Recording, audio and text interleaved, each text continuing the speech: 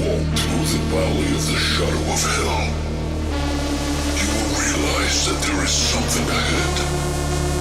Something that lurks behind the dark veil. A veil that is beyond our own comprehension. Beyond the void.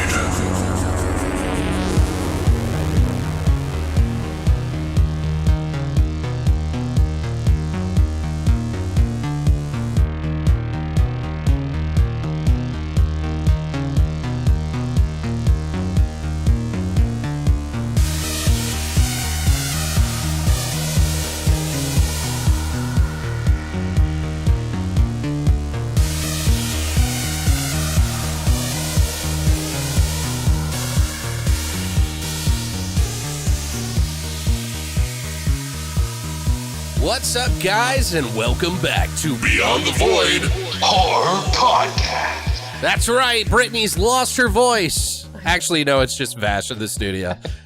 I'm here, suckers. So Vash, our good buddy, is joining us. I've actually known Vash for a couple of years. If you didn't listen to the first Monday's episode, you probably already know that. But for those of you that tune on Thursday, Vash and I have been good friends for about 3, almost 4 years, I think now. Yeah.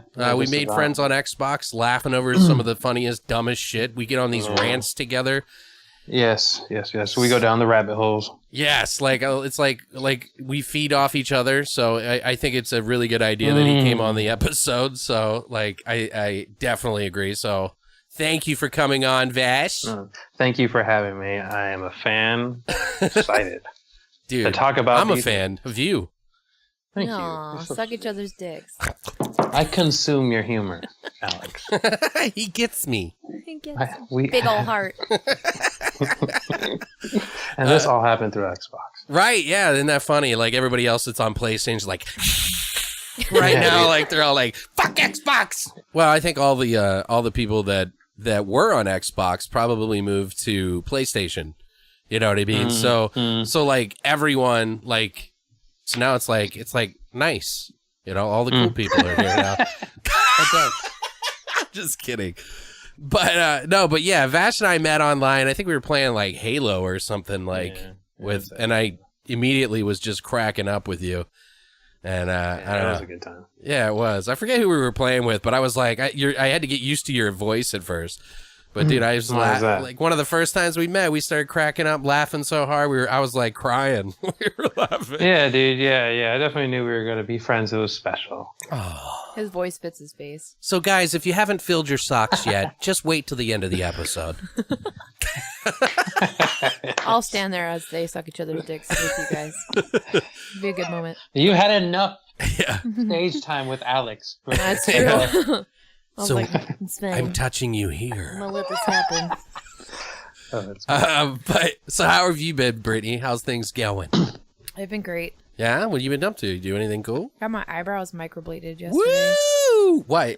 Is that picture with the little red dot thingy, or? What the fuck are you talking about? I saw your picture or something. It was said microdot. No. The fuck is that? I get my eyebrows threaded. Well, waxed. Oh, you do? I haven't done I that. do. But I do the waxing. Threading eyebrows is like a horror. That to sounds me. like someone's threading your eyebrows like a doll. Threading eyebrows is Dude, terrifying. it's like they get 2 strings and they just start plucking Yeah, it's awful. your eyebrows. But my hair is coarse as shit, dude, and it feels like you're fucking pulling out nails. Yeah. Anyways. They get a tweezer and it looks like a handful of fucking It's like, no, dude, it's just like one. pubic hair off your face. Just one, dude. What is microdotting though? Microblading. Microbleeding. Blading. That sounds I'm like talking about taking acid here. Microblading is pretty much like the most metal thing you can do to your face. Really? So it's essentially like What? they take like it's a small blade, like an actual blade What the fuck? that they have that has ink on it, and it's like semi-permanent. It's basically like tattoo, but a little bit not as permanent as a tattoo. And they individually go in with this blade. And make your eyebrow. Yep, with the ink on it, and they draw or cut in each individual hair. Weird. Yeah, so that's why my eyebrows are like beautifully like natural Aligned. and excellent right now. Yeah. That's why I'm perfect. Mine just get away from me, so I just yank shit out. My tattoo artist fucking yelled at me. That's who was yelling at me on the phone because he does. He does that too? He doesn't microblade, but he tattoos like microblading. And he's like, you fucking whore. Like, what the hell? Like, why'd you go to someone else? Dude, I used to know a guy that did, like, makeup tattoos with the old set. Like, you know, with the little hammer and shit. But no, he's really good at it. Cool. Like, all these rich ladies, like, went to him. I would never let someone do that to he made bank, dude. Well, now I'm like... Because they wanted it all natural, you know? Microblading's like about 3 years or so. Really? Lasts about 3 years before it starts to fade off. But that's why I was like, well, cool. So if I like it and I really like it, then I can have my tattoo artist go in and actually do it permanently with a tattoo. It's the same thing. He just draws on each individual hair and makes it legit. And obviously, he's like got half my body already tattooed, so I trust him. Wow. So. Do you think they could do like chest stuff Probably. like that? He'd That's probably crazy. do whatever. He doesn't give a fuck. Just get a big patch on my back. Soul patch. A soul patch on your asshole. Can you just tattoo hair on my back? I just want to look like a silverback, you know, like running around. Malice was like, so you can Malice just was act like, can I fucking crazy microblade as my fuck? asshole? So you can crawl around your house naked like a silverback. Like just break down a door and shit. Like, God. Just walk around jerking off. yeah. Jesus, flinging shit at your girlfriend. No. All right, so the podcast is taking a turn. I was taking a turn. So what about you, Vash? Have you done anything special this week? Anything special? No. Well, Anything funny or? except for like, what the recording on this fuck? podcast is really has been something I look forward to. But no, this week it's just been a lot of work. Yeah. And just watching these movies. Actually, that's what I did different this week than I do normally. Which is 'Cause nice. I usually don't have time for movies that much anymore, but I do like these old flicks, and especially when I sit down and watch a movie, it's nice to watch something that wasn't meant to be taken so seriously, right? Like, I mean, sure, it might not have one of the best ratings out there for a movie, but I don't know, somebody had an idea and they fucking made it happen, right? Somebody wants fuck to. you! I was gonna do it too. Were you really? Yes, Wow, I was we're on about to start singing it, and then I was like, no, I already hate myself for thinking it.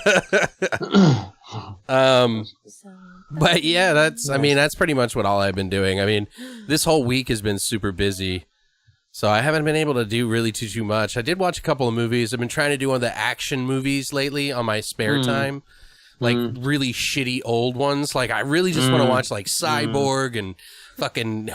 I didn't even get to see it yet, but Invasion USA. Right. Fucking hell yeah, dude. That shit's on fucking Prime. I'm gonna watch that shit tonight. Jeez. I have a follow up to the guy who named his cat after me. Oh, really? Remember that? Yeah. So that patient that I have that named one of his kittens, like brand new kittens, this is my patient. I don't know if you've listened to that episode yet, Vash, but last week one of my patients told me he was going to name one of his new kittens after me. Oh, no. He has 90 cats. He has a house, an entire house. He has two houses. One house he lives in with like a handful of cats, and then an entire house that's just for cats. Yeah. That 90 Those cats live in. That's the ones he eats. The ones he lives with are the ones that... Well, I saw him. He came in today, and he's like, so I have some news. I was cuddling on little baby Brittany today, and I'm like, oh my God. And he's like, then I was feeling around, and little Brittany's got balls. Oh. And I was like, oh my God, my they can cat's a fix dude. I was like, that's perfect. Wait. First of all, I was feeling around. I know. I don't know. Kinda, it was a little I weird, know it's but maybe I'm just a sick fuck, but... I think he was just... So we were laying on the bed, and I had a nice bottle of Chianti, and He checks them all, to make sure that they don't have, some candles are going. A bowl of milk. No. He checks them to make sure they don't have cancer and shit. And this is like a little kitten. Oh yeah, is that what he said? Whatever, Alex. Pussy cat. But so the cat that was named A after me, little pussy. So what's he has gonna call balls. him now? just Brit. I'm Brit? just gonna name it Brit. And he's like, when I get a girl kitten, I'll name her Brittany. And I'm like, oh, great.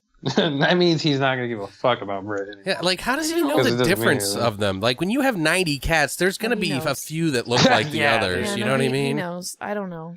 Does he dart them? Like He does he probably have felt like up little the lights wrong on their fucking neck cat. and shit? Probably. He's got like collars and shit for all of them. I don't know. Shock Like, collars and stuff. Just he's to pretty keep 'em- legit, even though he's got a million cats and it's way too many. He takes care of them. He feeds them. They're all spayed He's and got it neutered. hooked up Like to Alexa. he's legit. No, you will not go outside, kitty. He's a single older guy. He's got nothing to do. And he just takes care of a million cats. Good And for he- him. I mean, hey, that's something really cool to do, though. 'cause No, yeah. I'm just an that's asshole. something so fucking Sorry. cool. He's so Because nice. I know a lot of people would definitely have would dream of having like a farm for like lost dogs. You know what I Me. mean? Like if it was sustainable, I a am lot one of of people those feel like people. would Right. do it. I want a farm full of No, animals. me and Christina were both saying that's really cool because like the amount of cats that are out here in Arizona that like get killed, like Yeah, well, he rescues them like off the Yeah. street and shit. So there's a bunch that are super feral, but like he takes them and gets them all spayed and neutered and fixed or whatever. They Like got gangs in there. it's legit. yeah, they got cliques and shit. It's just fucking up other They're cats. like throwing dirt, start throwing cat litter in each other's faces. Like, Yeah. come on, motherfucker! They sell crack under the streetlight. They flip quarters. Yeah, legit. So you clawing on my post? Yeah. Anyways, I think it might be time that we jump into the flesh and potatoes. Guys, if you don't already know, we're going to be talking about Troll 1 and 2 today. So you're going to want to stick through this because I am not sure what everybody thinks. And I know what I think, but well, let's go ahead and jump into the flesh and potatoes of Troll 1 and 2. Right now.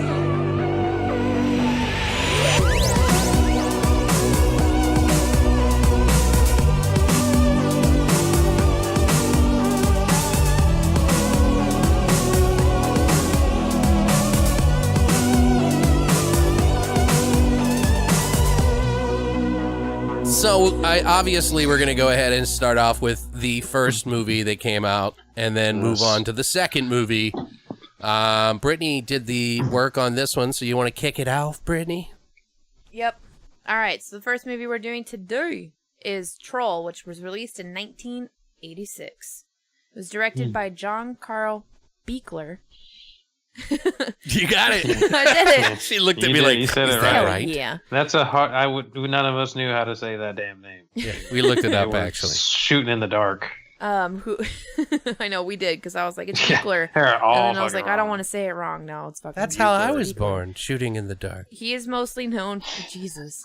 He's mostly known for the Dungeon Master, Friday the 13th, number 7, The New Blood, and The Strange Case of Dr. Jekyll and Mr. Hyde. Hell yeah. And it was written by Ed Naha, who wrote Honey, I Shrunk the Kids, Dollman vs. Demonic Toys, and Chud Dose. Nice. Interesting. Yeah, that's awesome. You wouldn't think that someone who did those movies did Troll 1. Well, you wouldn't think Honey, I Shrunk the Kids for sure. For sure. yeah, But I know, right? Chud, yeah, well, maybe he has a maybe. thing with Dude, small people. Chud 2 made sense, but with Yeah. Honey, I Shrunk the Kids and like that whole franchise, I was like, Yeah. all right. The camaraderie of the characters in this make me think of Chud too a little bit. Yeah. Yeah. Go ahead, sorry. Basically, just a little idea about what this story or what this movie is about, in case you guys aren't familiar, is a wicked troll king in search of a mythical ring that will return him to his human form invades a San Francisco apartment complex where a powerful witch lives. Hell yeah. Which Which witch? I don't know. Which witch? There's a lot of fucking people in this movie, so I tried to Just pick the top narrow it ones. down Yeah. as much as I could, but everybody's kind of got fun little bit roles. Sure. Most importantly, it stars Noah Hathaway, who plays Harry Potter Jr. Right. Suck my fucking dick, right? Interesting name. I know, I lost my mind. I texted Alex, I'm all, Harry Potter and Harry Potter Jr., what the fuck? Like, Mm-hmm. this is ridiculous. Noah Hathaway was obviously, of course, in The Neverending Story. A couple other films called Sushi Girl and To Die to Sleep. It also stars Jenny Beck, who played Wendy Potter, which is Mom, who is in The Canterville Ghost and Tightrope, and Michael Moriarty, who plays Harry Potter Sr., who is in a motherfucking shit ton of movies, as you guys are probably pretty familiar with. But just a few are Dark Tower, A Return to Salem's Lot, and The Art of Murder.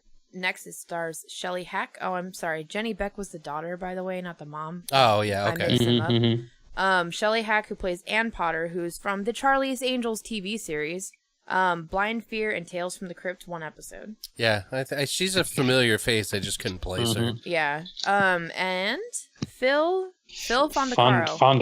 Fondacaro, yeah. Yes. who plays Malcolm Mallory, and he also does Turok the Troll, which more recently you guys will probably recognize him from Evil Bong. Oh. He's also in What was he in Evil Bong? Do you know? Probably a midget. Really? I don't know. What? Excuse me? I feel like that would be his role in every movie. He's also in Land of the Dead, Phantasm 2, and Ghoulies number 2. Nice. Okay. Let's see here. And last but not least, the one that I'm going to mention is Julie Louise-Dreyfus, who plays Jeanette Cooper, who obviously is most well known for her role in Seinfeld. Yes. Or more currently... So weird. I forgot she was in it. I know. I was like, And she still looks Julie young Louise-Dreyfus. now. Like, I feel like she's aged well. looks the She same. still looks really good. There's wine on the She's pretty carpet, good. Todd! I don't know, Marco. I don't know, Margot! Where are you going to stick a tree that size? Bend over and I'll show you. Not you. You Wasn't got talking some to you. nerve. Oh, Chevy Chase. Yeah. Sorry. If, for those of you who haven't seen it, maybe it's Christmas Vacation. Yeah, Christmas. Really good. Yeah. This movie, interestingly enough, had a budget of $1.1 million estimated, It's a lot. which is a lot for the 80s. But opening weekend in the United States, it made over $2 million. That's crazy. So the gross United States average for what this movie raked in was over $5 million, Right. which is insane. First of all, it's Right, insane yeah. that a movie in the 80s had a $1.1 million fucking budget. Right. It blows my fucking mind. But then the fact that it made over $5 million in its time, but it made over $2 million just in the opening weekend. That's insane. Well, and wasn't Richard Band one of the producers for this? So this was technically an Empire film, I'm pretty sure. Could be right. Yeah, it is Empire film. Which makes a lot of sense because he was having troubles with Empire, and so he kind of sort of sold off everything, including the Ghoulies franchise, and it would make sense Troll as yeah. well, Yeah. considering that it got handed over to someone that didn't really take too much care of blending them together. Right. But yeah. Put the floor over to you guys. Yeah, what did you think, Vash? Vash, I'm going to get your opinion and everything. Yeah, tell us your background on this and why. This is, by the way, guys, Vash picked this movie, and we decided to bring in Troll 2 as a bonus. So Yeah, definitely. They're very different. They're not really related to one another, but so this movie, although not scary now, it terrified me as a kid. Just the practical effects. Like the people turning into cocoons and skin bubbling and all that, it was just gross. Yeah. And the music was something that stuck with me that I'd hear like at night. It's like, oh fuck, dude! Like I couldn't take it. You know what I mean? It was just so like I could just picture that little shit standing in my closet. So the movie. This was like one of the first movies that really scared me as a kid. And so it turned into like I even thought the movie like The Labyrinth with David Bowie was scary to me because of like Well, that's who the troll reminds me practical of. effects. Yeah, definitely. Yeah. And Big so I time. associated it with that too, right? Like Troll and I don't know, it was just gross. Like goblins and trolls were really gross to me. Like practical effects scares me more than CGI. Or you know what I mean, like that kind of shit. Well, Like puppets are fucking creepy. leaves a mark. So, Yeah, I think some people just have weird reactions to practical effects. Some people go, Yeah, I think that's it's what it not is. real, but then in the same respect, you can tell that it's there at least. Right, and it's like it is a representation of something that you've probably never seen happen before, anyways. Right. So this would be your closest like association to what it would look like. Yeah. Well, what's And the name of the? Is it Hoggle? Hoggle's the name Oh. of the troll in. But if you should need us. Right? Am I right? Yes, dude. Hoggle? Yes, Hoggle. That's who the troll Oh, reminds me of so Kinda, much. And, like, very he similar. looks so much like Yeah. Hoggle. So for me, I was just like, oh, he's just an asshole. Aw, He looks so but much like Hoggle Hoggle. He is like Turok is an asshole, but he's also like a little perv too. For sure. In this movie, Troll, like it's weird. But Hoggle was a diamond in the rough. He's almost Well, like yeah. Hoggle was like a retarded Yoda. But if you should need us. He was retarded yoga. Yeah, Hoggle had no clue what he was doing in that labyrinth. But that's the first time I saw the actual troll, like when, Jenny's down in the, or whatever her name is. Wendy. Wendy's When down, Wendy's in the down in the basement. basement, Yeah, yeah. in the laundry room or whatever. I was like, looks like Hoggle. What the fuck? He doesn't even talk. He's like, oh. Stands there. It's just so He's like weird. the He reacts to Skeksis. moaning Well, to everything. What did you think of this movie though? Like after watching it again? After watching it again, I understood why I was creeped out. You know what I mean? And it's so ridiculous now because you're like, you just kick that little shit in the ball. You know what I mean? Or like just drop kick him against the wall. Because it's not like he's coming after you at night. Right. It's really interesting. He's approaching people in like really defensible positions. Like, Well, he was appearing around them too, so. He was. But he could have done it at night or something when they were asleep. But he like took. It's interesting. Turok would take these people on like broad daylight because he's got that little ring. You know what I mean? Yeah. And then he just gives like the most insane and creepy smile. Yeah, it's like For that everything. shit-eating grin. Yeah. Like, you ain't. Yeah. Who wants a pickle? Like fucking. I'm gonna. I give you just ate a little prick. sour lemon. He looks like the Joker consistently. It's ridiculous, but I still love the movie. It has like a nostalgia effect for me. So even when I watch it now, I'm still kind of creeped out by it. But I do really, really enjoy the one thing I like more. Well, not that maybe I like more. One thing I can appreciate from an attempt on this movie is like they did kind of like have like a lore and a little. They had a book and they had pages and a little story for it, and I feel like that's more than maybe a lot of movies might want to do, Right. Or try to do, especially with like I don't know, this film is so odd, right? Like it's just happening in an apartment complex, and the witch just happens to live in the same apartment complex. Right. I don't know. There's like some backstory that I was missing, but which I think could have been included. Could probably make this film a little better, and probably could have made it a little funnier and scarier. There's some more backstory to like the troll and the character because he Right. seems like he could be comical too. Right. Right. Especially When he's the girl. As the girl, he's like he has like a fucked up sense of humor. You know what I mean? Yeah, no, I agree. Yeah, it's kind of teeters on the line there of like scary and comedy, you know, because it's really silly and stupid. It is silly. It's like really family friendly, like one way, and then in another way, it's like, ugh, what the fuck? I know, dude. You're like, why did this go like rated R for a second here? You know what I mean? Like, one looks like old man Logan. Yeah. Hugh Jackman for sure. All of the like creatures kind of look like people I would like actors or something that the pig one looks like Ron Jeremy. Oh wow! Like he does, yeah. I mean, that dude, have you seen Ron Jeremy right now? He's not looking good. I know. Like, not that he was a good looking dude, anyways, but he's not. You know, back in the day, though, you know. Back in the day, he just looked like a troll. He looked like a hedgehog to me. I don't know. Never been attractive. I've never been like looked at him and found him attractive. Like, No one has. I mean, but you can have a neutral attraction to someone, and then you can have like a grotesque attraction to someone, like or reaction. Right. I feel like that's what happens with Ron Jeremy. I really like the movie too. I've always fondly remembered it, and I've been like you, Vash. Like it kind of did scare me a little bit as a kid because it was just like creepy, and like these people turn into these things, and it was really greasy. Right. And it's like kind of part fable, part fucked up, and like, you know, with the practical creature effects design. So, you know, it can kind of freak you out. It kind of scared me. That scene of them changing into these creatures and shit kind of reminded me and made me feel the same way I did when I saw Gremlins in the first one, where they're they change up in Billy's room and they're all greasy and like that shit. Even like the color scheme, right? Like the color palette. It's all like these dark, like browns and earthy tones, right? Like there's nothing bright or happy. So it has like even in this movie, the place just feels dark, right? Like there's like no sunlight. And I feel like most of Gremlin, like in comparison, like you were making, it's usually like, you know, and when they're at the bar, it's all like dark and grimy and shit.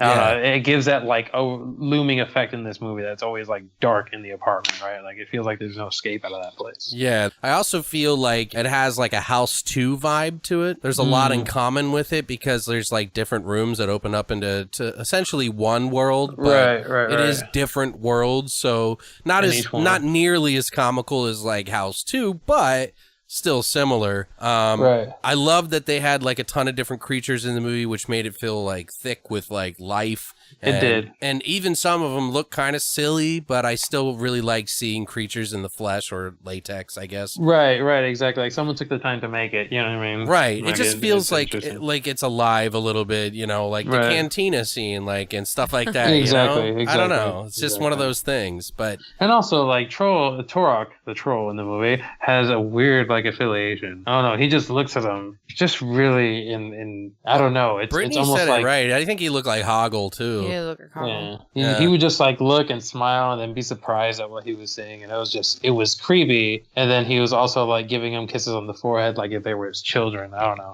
Right? Yeah, he was like a all weird petting him. relationship. Yeah. Yeah, exactly. Hello, It was my very lovely odd. flower. I know. It's precious. I there is kind of some typical tropes in the movie that you kind of expect and see from a mile away.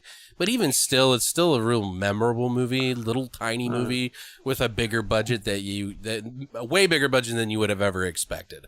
So for the idea, Yeah, that's why when Brittany had mentioned the budget, in my head I'm like, it's crazy, sure, that a movie has that budget in the 80s, but also this movie doesn't reflect 1.1 million. No. Yeah, I mean, I don't know, dude. Like, and then I can't comment for much for practical effect and how much it probably did cost. Like a Just ton for all of that. had to have gone to the puppet making. It's Probably, just so but I don't know. expensive, $1 million, dude. Like, oof. Because there's a lot of those fucking puppets though. what did you think, Brittany? I had fun with it. I enjoyed it. It was cute, but I didn't. For me, I was like, this is like a little fantasy movie. It's It like is. a kids fantasy movie. This is the first time I watched it at my like ripe old age of 27. So I Right, it never has a never different saw it as a effect. kid. But I feel like if I saw it as a kid, I probably would have been a little weirded out too. But for me, going back and watching it, I'm like, to me, it's not scary. It's not horror. It's Right. kind of more fantasy-esque.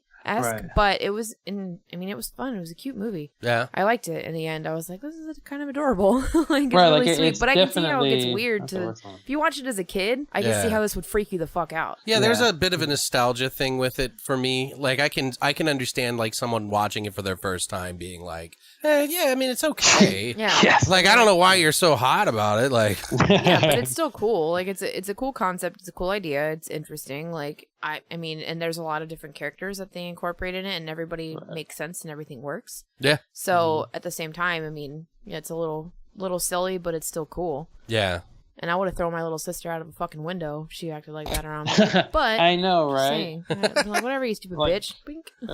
He was scared of her. He was though. terrified of her. Dude, And I'm like, bro. he sat through a lot of shit, dude. He did. Like when she was sitting there and she revealed herself as a troll, right? And it's like, if you see that, you run back up to that witch's house. Right? You don't just Yeah. sit there and fall asleep. Yeah, I'm gonna go back Next to to that sleep while this grotesque creature is creature. like next to I me. know, Yeah. dude. He's reading a magazine as a troll, and he just looks at him and he smiles at him. Dude. Yeah, He's I'd be like, witch "Yep." bitch, help me out here. Well, let's give everybody a little bit of context for those that Sorry, haven't yeah. seen the movie a little bit. So essentially, a whole family moves into this apartment complex in New York, right? San Francisco. Oh, it's San Francisco. In San That's Francisco, right. yeah. So they move into this apartment complex. They're pretty much the odd family because everybody else is like single and stuck in their ways, pretty much. They don't have Like, kids. Right. yeah, like nobody. There's no kids in the place. There's no families in the place. Oh, I missed a mention for an actor. Who, I which totally one? meant to mention. Oh, Sonny Bono, yeah. Yeah, Sonny Bono, Sonny Bono, is in it. yeah, He yeah. plays like the Bachelor, like Which is so funny because he Hilarious. becomes a tree and he also died by one. Jesus Christ. I'm sorry. I had you were waiting for that. Yeah, no, I wasn't actually. Oh. I thought of it just now. But yeah, I can't believe I forgot to mention him. God damn it. Little tidbit about him. He was married to Cher, and he's actually the father of the American activist Chaz Bond. Oh yeah, yeah. No, he. It's like hard to see him then because when I was a kid, watching Sonny Bono was a way different experience than seeing him in this movie. When he plays such a piece of shit, Right. like, greasy motherfucker. In Yeah, this movie, too. Like, How was it, baby? ugh.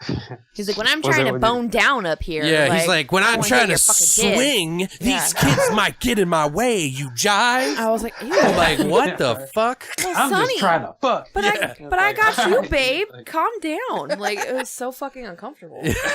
Yeah, so this whole family moves in, and Sonny Bono is one of the guy that we're talking about. He plays the character. I don't remember his name, to be honest. Patrick I'll Dickinson. tell you. Yeah, there you Fish- go. Dickinson. Fishbowl Mr. Keys Dickinson. McGee, whatever his name is. I know I wrote it down. Yeah, Peter Peter Dickinson. Dickinson. Peter Dickinson. Dick in Son. Wow. Dickinson. Poor See, Sonny They Bono. know. Yeah. Do you believe in come? Oh, sorry. Yeah. I'm out of control. I'm sorry. We're fired. Sorry. So sorry. Sorry. Sorry, did you know he was in Hairspray? Because I didn't. Yeah. I don't think I do remember. He was like one of the teachers or something. I don't know. He was in Hairspray and he was in The Love Boat.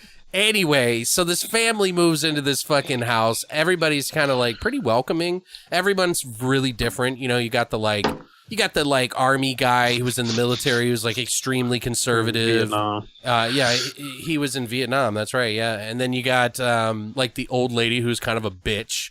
And she's like real crass with everybody. Then you got like this younger couple who are kind of like, you know, they're just normal, I guess, you know. And then there's like the little person who was in Ghoulies too. He's a professor. Yeah, Malcolm Murray. Malcolm Murray? Yeah. Malcolm Murray and Mallory. Yeah, Malcolm Murray. Yeah, he's awesome. I always loved him in any of the movies I saw him in. And he has a really amazing part in this that was really kind of heartfelt. Like, I was like, oh, man, that's really...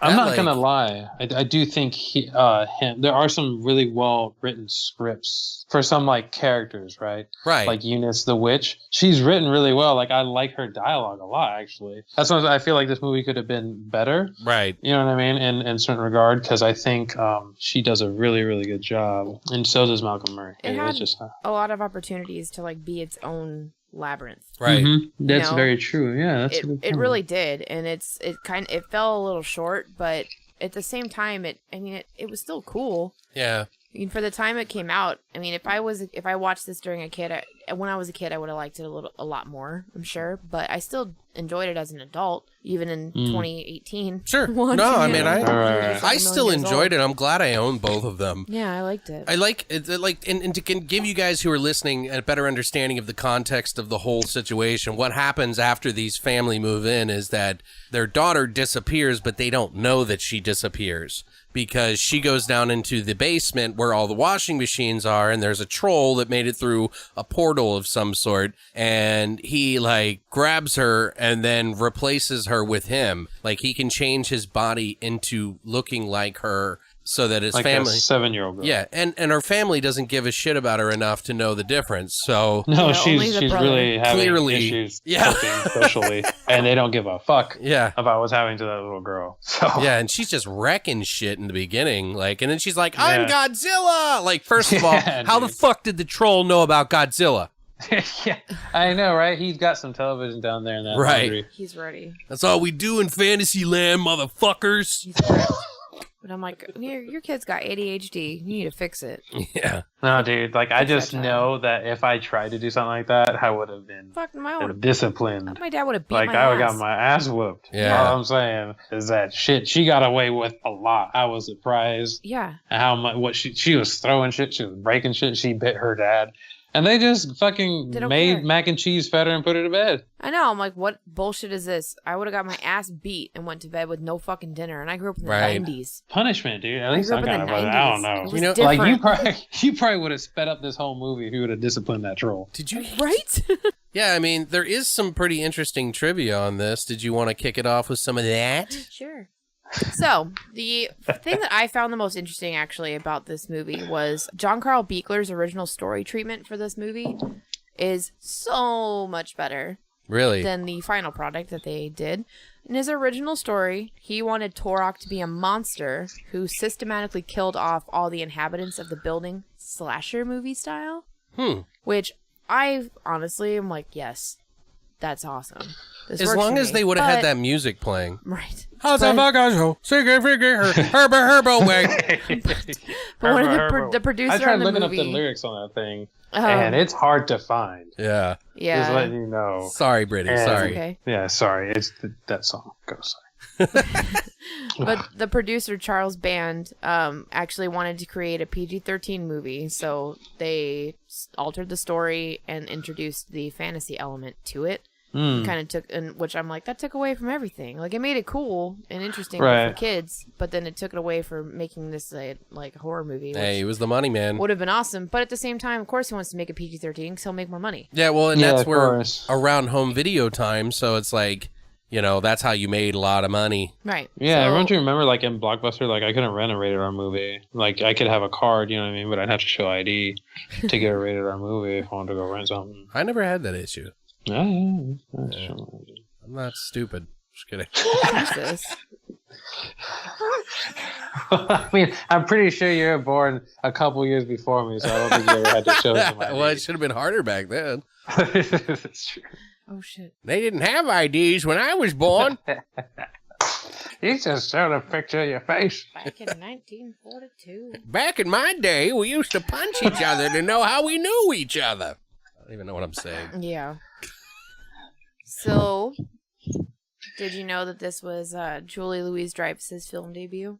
This Golden Nugget Really? was her first. Well, she filmed another movie at the same time, but this came out first. So this is technically her big Debut. first film debut, which she is admittingly extremely embarrassed of. Most people are, yeah. She did an episode, episode 21, actually. She did an episode where she was interviewed by Jay Leno. An episode of what? The Jay Leno show. Oh, Jay Leno show. Right, okay. where the Tonight Show with Jay Leno, to be more specific. But he fucking drudged up her connection to this film and like brought a fucking clip when he had her on, and she was so fucking visibly annoyed about it that she would not like entertain shit that he was saying. Oh, And no. it's fucking comical. We're going to have to look this up and find it. When you watch it, like she is like so visibly fucking frustrated about it, and she admittingly like later on comes out to just be like, yeah, I'm embarrassed by like my work on this movie. But yeah, she's almost this pictures of her, because she's almost fucking fully nude. Right, yeah, like you just see, like she's practically wearing a G-string. Because she becomes a fairy. And she's practically wearing a fucking, like, plant G-string or whatever. Yeah. And not only that, dude. Not only No that, soup is for when you. she's turning, Turok is sitting there like she's a stripper. Right. And he's just, like, nodding his head like he's a G, just sitting there and just watching her, like, twirl around. Well, and looking like Eve. I'm pretty sure, like, an actual, like a photo from her set work on this, like, went into a magazine where she was, like, topless. And so it caused a little bit of controversy for her, like first starting out. And so I can imagine, I can understand why she would be embarrassed of her work on this, because it kind of started her off on the wrong foot a little bit. Right. So, that makes complete sense to me. But yeah, the first time I saw her, I'm like, the fuck? Like, Seinfeld. I don't even watch that show, but I know who Elaine is. Yeah, everyone knows. I think she's a household face. She pretty much is. But then I know her more or ass, Veep. I guess now. Or ass, yeah. But Veep is a more recent show that she works on. But so another thing, while the film is not short at all on any hideous or disgusting creatures, No, it's not. Turok is actually the only troll that appears on screen. Oh yeah, the other that's creatures true. are Yeah. just fey folk, nymphs, and goblins, Little fairies and other or magical something? beings. Pretty much just little magical creatures or whatever. He's the only actual troll. Except for when they transformed the little person Into an elf, into a little elf, and he's super fucking creepy. You know what's Yes, so weird 'cause about he that? looked too much though? like him. Trolls it are was so so weird. different in any of the fantasy things. Like in some mythology or whatever you want to call it, in like Skyrim, they're these gigantic fucking things. In fucking The Witcher 3, they're gigantic things. It and depends on what mythology. Yeah, I guess you're right. Like they changed and transformed to whatever mythology that is speaking of them, because traditionally trolls are like your underbridge. Live under a bridge. Yeah, your underbridge kind of like That's assholey true. characters that try and give you some riddles so you can pass. Like when you ask I guess somebody you're right, what a yeah. troll is, That's that's what true. they think of. They're That's like, my first envision. Now that I think of it, yeah, because the story of the troll under the bridge. exactly. Like paying the toll. You gotta pay the toll. You could figure out the fucking riddle so you can Right. You pass. gotta pay the Otherwise, troll he's gonna toll. fucking eat you. Yeah, the troll toll. Or To get and into then this voice. So. that translates to common day or current day or whatever, where you call people trolls on the internet because all they do is Just hide under a bridge. fucking hide under a bridge and fuck with you all fucking day long. That's all they fucking do. Well, I think everybody has a degree of troll in them. But every mythology has a different version of a troll, basically. Right. But the general idea and consensus of when you ask someone what is a troll, they think of the story with, what is it, the three goats?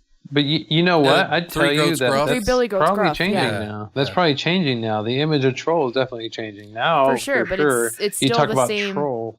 It's still And a lot the of people are same, gonna like, think shitty computer. person lying in wait. Right, exactly, to fuck with exactly. Yeah, now it's just a guy wearing a really tiny shirt with a mug on his Yeah, now desk. it's just Because there's never been the word troll in the fucking news, right? right Prior Until to now. the last 5 In years. the past 5 years, And right. so now it's in the news, and so it's going to be a household name representing something else, no longer. Well, it's it's a term that's become relevant Right, in right. common That's outdated. media. Well, now it's Yeah. overused so much, I forgot the original Billy Goat's Billy Gruff, Goat's Gruff, like yeah. whatever story. Which is that story always creeped me out. Me too. Like Well, when I was a leave the kid, I was fucking like, goats alone. ugh, Let like them what is cross the this? bridge. Why do I need to know this? Like, do I not cross bridges? Because fuck that. I'm gonna let them go. Don't fucking eat them, you piece of shit. Like, goddamn, they're just trying to get to the other side, be their family or whatever the fuck they were doing. It's so fucking rude. I don't know. It made me so mad. But you guys, the troll song. Can we talk about the troll song? Fuck yeah, How I adorably wrote cute it down that just was? in case. So the troll song, aka Cantos Profane, which is the actual name for it. Yeah, it's weird. That's Profane? profane. Profane, yeah. It was recorded prior to shooting Yeah. the movie, and it did set the tone pretty much for the rest of Richard Band's musical score. For the Okay, film. which is the brother of Charles Band. Charles Band, the producer. And the characters were supposed to perform it as a full-blown production number. However, due to the limitations in the low-budget puppets, they had to grunt along to the music, which pisses me the fuck off because I'm like, this was a $1.1 million fucking movie. Yeah. Where did all your fucking money go? I thought What it do you would mean have gone low-budget to puppets? Like, yeah, what exactly. the fuck? Like, you couldn't make them sing together? Like, that would have been so fucking cool. Well, they kind of do. Like the ones like Yeah. Well, like, Yeah. like it's one... creepy. like maybe one in like each individual scene of the Right. puppets actually sings, but the rest is grunting along. They don't actually sing. And it's depressing.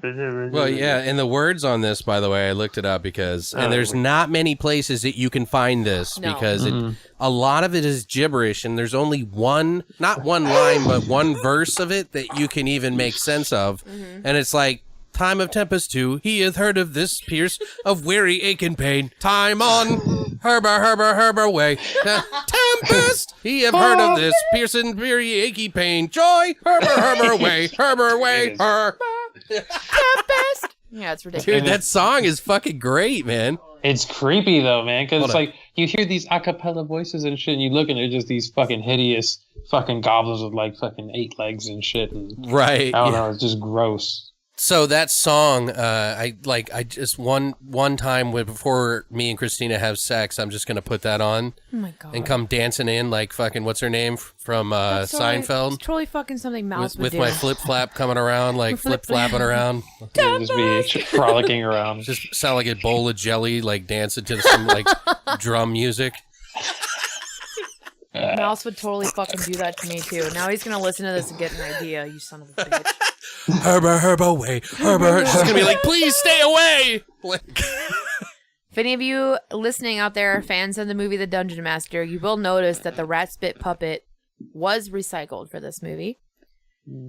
Pay attention. I don't know. I don't know. I haven't seen The Dungeon Master, so I don't fucking know. I But- have, but I don't know how long it's been. Yeah, well, the rat spit puppet was recycled and used in this. Interesting. Just an FYI. Yeah, this still should have been a slasher movie. I would have been so excited. Well, there's Yeah. only one other thing that I can think of that for the trivia that we can add. Which is? The J.K. Rowling thing. That is not even trivia. Yeah, it is. Hell yeah, it's Okay. trivia. Go for it. Why don't you don't think it's like an interesting subject? Nah, go for it. Tell me. Wow, man. Thrill me. Why is You're it like interesting? ready to combat me or I'm something. ready. Tell me. No, like the filmmakers John Beekler and Peter Davey signed an Academy Award-winning actress Patricia Arquette to star in their animated remake of Troll called Troll: The Rise of Harry Potter Jr. And so the same name as the J.K. Rowling's thing, but before that, they had issues with each other before, but never addressed it and just kind of like blew it off. But now that they're putting out this animated movie called Troll: The Rise of Harry Potter Jr., it's been kind of stirring some things. And this is literally still coming out, by the way.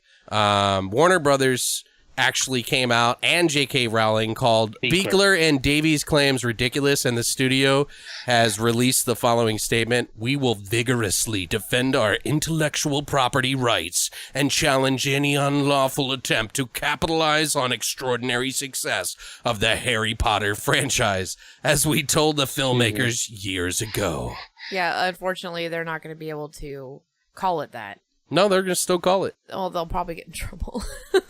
I don't know. I don't know. We'll Like, see. I don't know if mean, she really will care enough. I don't give a shit what she thinks. They came up with the name first. Well, it was first. so- Yeah, they were first by every means, but I don't know how far or how deep. She could lose I it. mean, it's I don't know how even deep Harry Potter they're- Jr. Right, but It's I don't not know just how Harry Potter. deep their fucking like copyrights and shit go. Well, Or she their was the first to ownership copyright it, but Right. he also has proof that it came out before. Of intellectual yeah. property, which I completely understand. Right. However, I think if he wanted to be a dick, he could still make money out of that. oh, totally. You know what I mean? Totally. And But I yeah, would. You'll never take down fucking J.K. Rowling and the Harry Potter franchise. Oh, she'll bend, Sorry. though. She's going to fucking hand him She money, will. though. She's She'll not be gonna giving care. him like $30 million. Well, yeah, Sorry. because that's like wiping her ass in the one morning. Sure. $30 million. She doesn't give a fuck. I don't know. She's kind of a little outspoken sometimes. Yeah, but she's fantastic. Like, so I mean, She might be a good writer, but I think she sometimes like speaks too quickly. I understand, but at the same time, you've got to understand, like, she's in a completely different world in comparison to everybody in the United States. Like,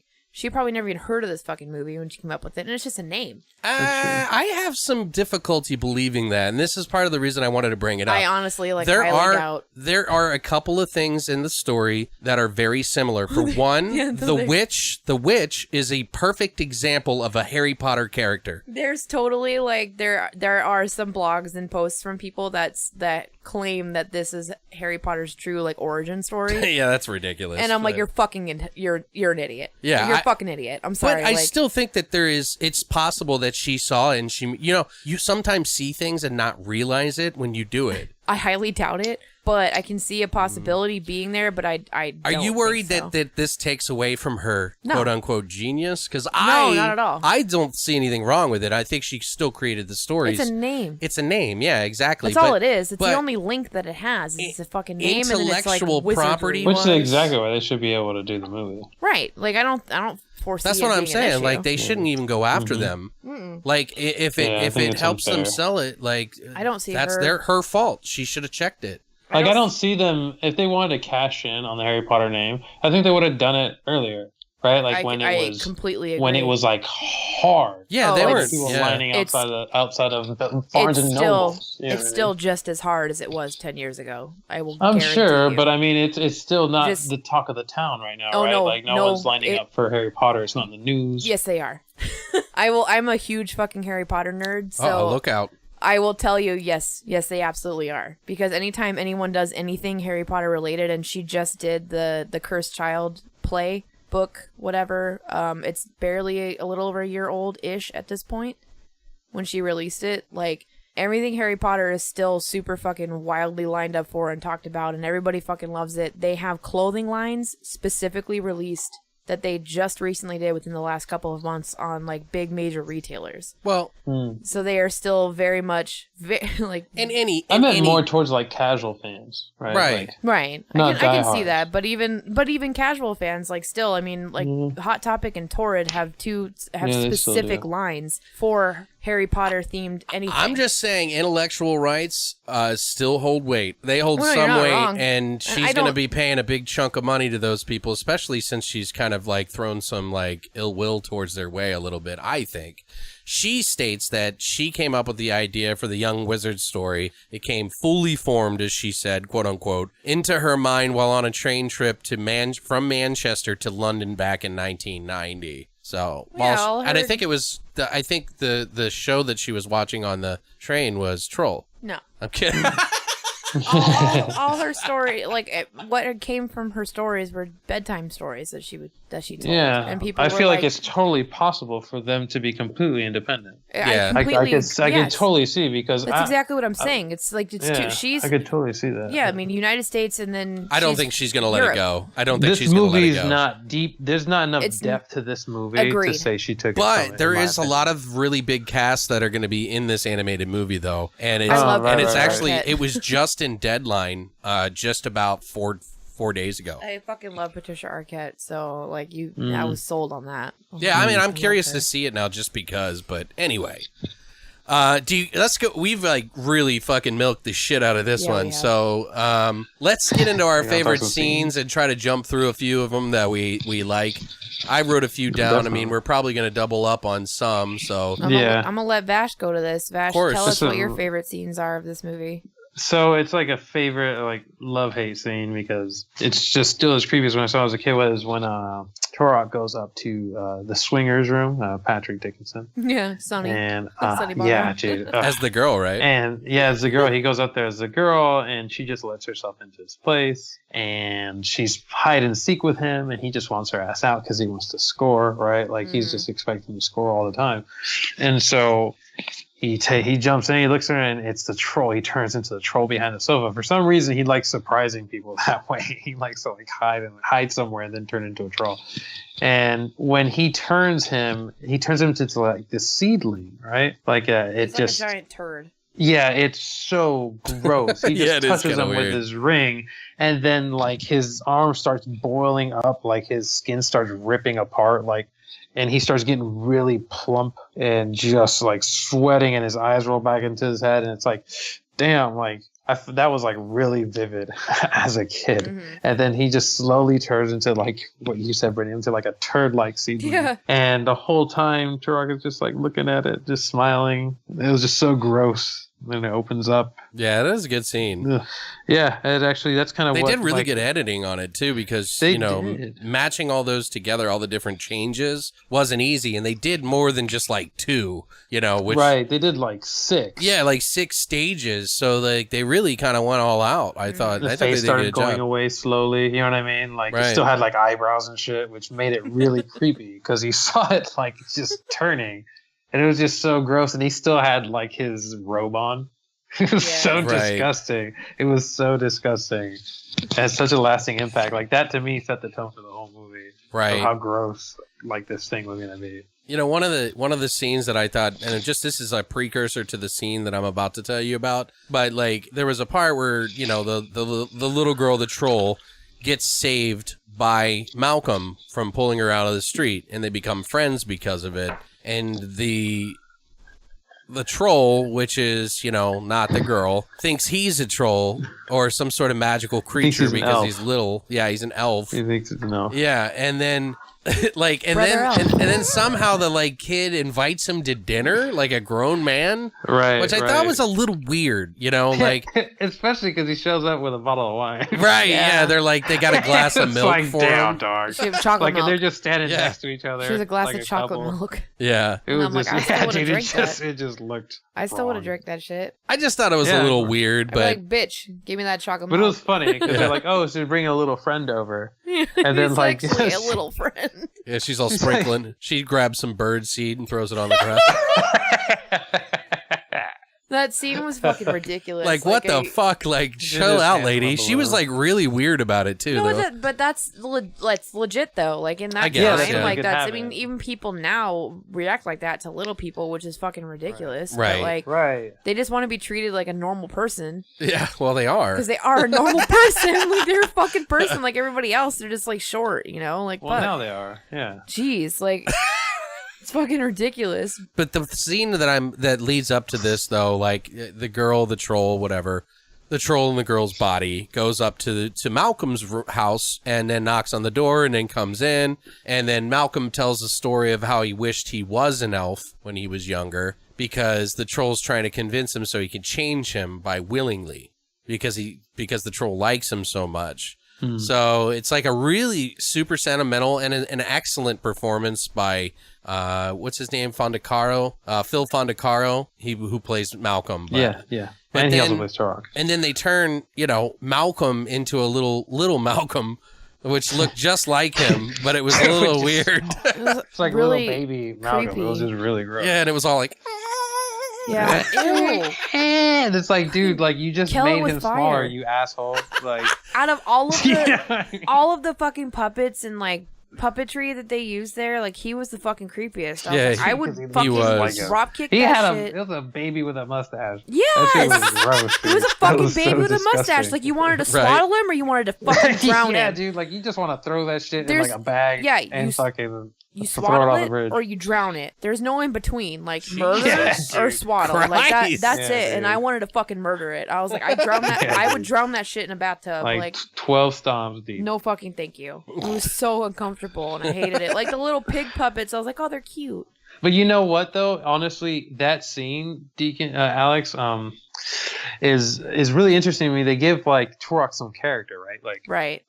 He has in compassion. the girl form, he feels like he says a line. He's like, "You seem so comfortable in the world around you." You know what I mean? Yeah. And it's He's just like that was compassionate. something deep, and Malcolm was like, "What?"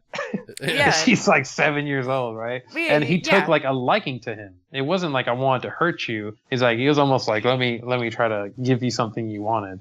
Right. It Well, was and in a like way, it was a good thing because he was dying. It was Yeah, like he a was genuine dying. friendship, Yeah. essentially, that they like formed Yeah, in that exactly. moment, which I'm like, exactly. it's a little fucking creepy for like a 7-year-old and an adult male to have this Right. like weird understanding. Well, friendship. nowadays especially. But I mean, I guess it's completely different back then. Well, but- it also wasn't a 7-year-old. At least it was a troll. yeah, it was a that troll. was like an Exactly. That's ancient why you have to troll, try yeah. and like separate that. Yeah, Reality is, exactly. like, if this isn't a troll. He's probably like, you know, hundreds of years or whatever older essentially than he is, and they see this similarity between each other. But yeah, it was cool because they gave the troll's character a lot of depth in those moments, in that and one. you kind of were able to sympathize. Right. Like, Mhm. it's not as malicious as you think. Yeah, you don't hate Right. him as much. Right. So Hoggle's not as hated. Yeah. Mhm. Do you have another favorite scene? Can we Julia Louis-Dreyfus's butt? Like, Yeah. Oh, that's your hello. favorite? No, it's not my favorite, but it Her was a good worst moment scene. of her life. You're The worst celebrating. moment of her my life yeah, is I'm your drudging favorite. that right back up, bitch. I'm drudging it right back up. I'm putting this on Twitter. But no, it was a good. Her butt looks great. I don't know. She is really young, and it was weird. I was like, oh, wow. Like, she's She like was kind of annoying naked. as fuck. Yeah. I would have set her Right, on fire too. She Like, wasn't freaky the whole- or weird or anything. No, it was weird. Well, I didn't stop think fucking so. laughing, bitch! Like, Damn. When It's she not let her funny. boyfriend into her room, and his first look was like, he was like, this is some kinky shit, and then he got like Oh, scared. he's terrified. Yeah. Because then he's like, there's trees growing in this apartment, and she just runs off like a Neanderthal into the woods.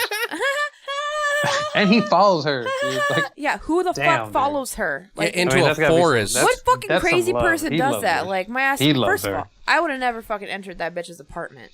He stood outside Well, it's for his like. apartment, isn't it? No, it's hers. Oh, I thought she... He stood Yeah, it's outside. hers. He stood outside for like 10 fucking minutes, knocking on that bitch's door. My ass would have been gone. Like, I'm not gonna. No. And then as soon as the door opens by itself and nobody's there, Yeah. I wonder how much she paid for that. There was a lot of square footage in that forest. there was a lot of So- square footage in that forest. Like, that was a never-ending forest. The never-ending See what I forest. did there? Which, side note, by the way, Mouse fucking hates Never-Ending Story. Wow. Hates I it. really like that. with Does he have a passion. soul? I've never seen it. Oh, really? There's 2 movies that everybody loves that I've never seen: Never-Ending Story and Grease. I wanted to ride Falcor my whole fucking life, dude. That's the dog dragon thing, right? dude. And Falcor? like, if Yeah. I was able to ride Falcor, I would have fucking come in my mouth. Like, it's Ew. just... Perfect. Let's give our quick final thoughts in like a sentence or two about the movie. If you want to give a score, you can. You don't have to. But Vash, we'll start with you. What do you think? Well, I think if you can find it cheap, which it's not terribly cheap, right? Like, I feel like this movie You can watch it free Could on be, like, Prime. $3 or $4, right? Like, that's the most I'd probably pay for it if I wasn't a fan of it. But since I am a fan of it because I grew up with it, I paid. I think I got it off of Amazon for $13 on DVD, $22 on Blu-ray. For both, so For both Troll 1 and 2. And I the mean, they're movies that documentary. you're always gonna keep. Oh, okay. Yeah. it comes with And 2 documentary. documentaries and 2 movies for $22. So it was fun. It's definitely fun if you like watching either horror shows that you like to like maybe roast on or joke about. You know what I mean? Because it doesn't take it so seriously, and that's what I like. It's something that you can have playing on the background on a Saturday morning for me, but I also Right. still enjoy that. So I think that's where it stands. If I were to give it a rating out of 10, it'd probably be like a 3. Really? You know what I mean? What? Yeah, 4. I don't know. It's I'm just really like, surprised. I was 3 gonna or give it- 4 out of 10 or 5? I was gonna give it more than that. I think in what it might be to other people, No, right? no, Like- just you. Okay. All right. Well, I think horror affects everyone in different ways. And so this one's kind of up there for me just because of the impact it had on me as a kid. Okay. I look at it now and, I watched as a child Nightmare on Elm Street and Jason, Right. Friday the 13th. And I've seen those movies, and although they were scary, right, to watch because you didn't know about someone who was going to get killed next, those characters didn't haunt me at night when I was a kid. Like Wahanami was this greasy, hairy, disgusting troll. Just like the movie that we were talking about, Deacon. I can't remember, that had the that almost like gorilla like creature in the crate. Oh, they brought him from Alaska. Creep Show? The Creep Show, yes. Those kind of creatures with teeth, like critters, right? Like the movie Critters. Those little creatures just drive me up the wall at night when I was a kid. I don't know why. It's nice to see a different perspective like that, you know? And it doesn't have to be scary, right? No. But that makes it scary to me. I don't know. It's just teeth and blood and. Okay. Right. I'd probably say watching it as a child, I would have said it as an 8. Watching it now, I'd probably say like a 6. Perfect. Just because I still think it would be scary to a kid. Right? That's exactly like where I was hoping your thoughts were going to be. So about a 7 then for you. About a 7 on average. Yeah. So it's about a 7 average score, which is perfectly fine. I was completely fucking terrified of Mars attacks when I was a kid. That's the shit that fucked me up, and everybody's like, it's a comedy, why were you scared? I'm like, let me tell you, because my fucking babysitter at the time when this movie came out, I was like 6 fucking years old, and my babysitter locked me in a fucking room and forced me to watch it even though I didn't want to. So I had night fucking terrors of those goddamn aliens. So she's like banging on the door going, knock, knock, knock. Yeah, knock, knock, knock, knock. I'm like, fuck you, bitch! Damn! Like, well, what about this one? Anyway, but so I understand where he's coming from is what I was mentioning that for. So I get that. That was my terror as a child, was Mars attacks, and yours was this movie. So I think everyone has one. So for me, honestly, I'd give this a 6 out of 10. Okay. And I just watched it for the first time now. I didn't watch this as a child. As a child, I probably would have been a little bit more frightened-ish of these characters, but I still give it a solid 6 out of 10. To me, it's more of a fantasy movie. To me, it's not horror, but everybody interprets horror differently, as Vash also stated earlier. Right. So it's completely different. As a child, I can see why this is fucking completely frightening to people. So, or to you as a kid. But yeah, to me, it's a pretty decent like hatch at a fantasy flick. It's cool. They tried a lot of things. They did a really good job. Like, it's interesting. It's entertaining. You can't really fault them for that. They have a fucking fantastic cast for it. While they wasted a lot of potential, I feel like. It's still a decent fucking film, and I would watch it again. Yeah.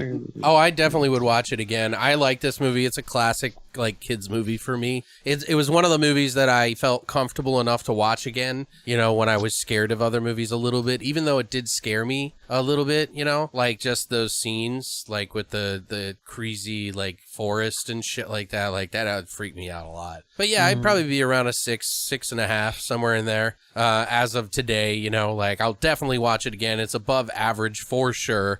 It's just one of those movies that I really enjoy. Check it out. If you watched it as a kid, rewatch it again as an adult. Yeah, if you like creature feature films too, and like little ones. Sound off in the comments. Yeah. Yo.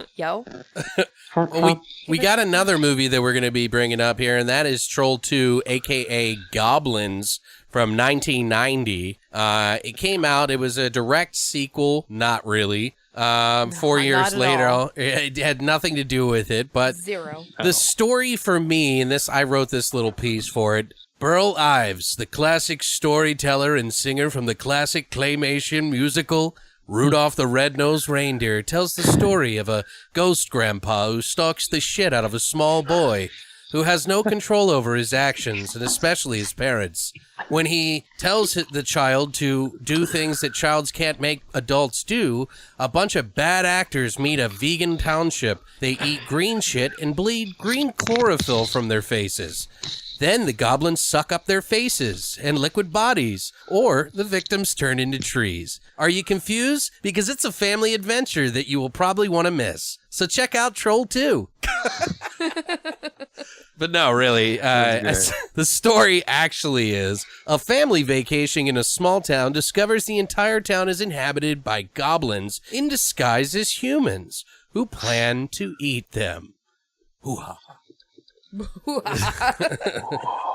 It is directed and written by Claudio Fragasso, who has done a lot of really good films that I enjoy, like Hell of the Living Dead, Monster Dog, Scalps, Zombie 3, Zombie 4 After Death, and Beyond Darkness, which I own all of them. Except, well, actually, I don't own Scalps. It was also written by his wife, Rosella Drudy. who is also one of the people that helped write Hell of the Living Dead, Zombie 3, Robo War, Zombie 4 After Death, and more.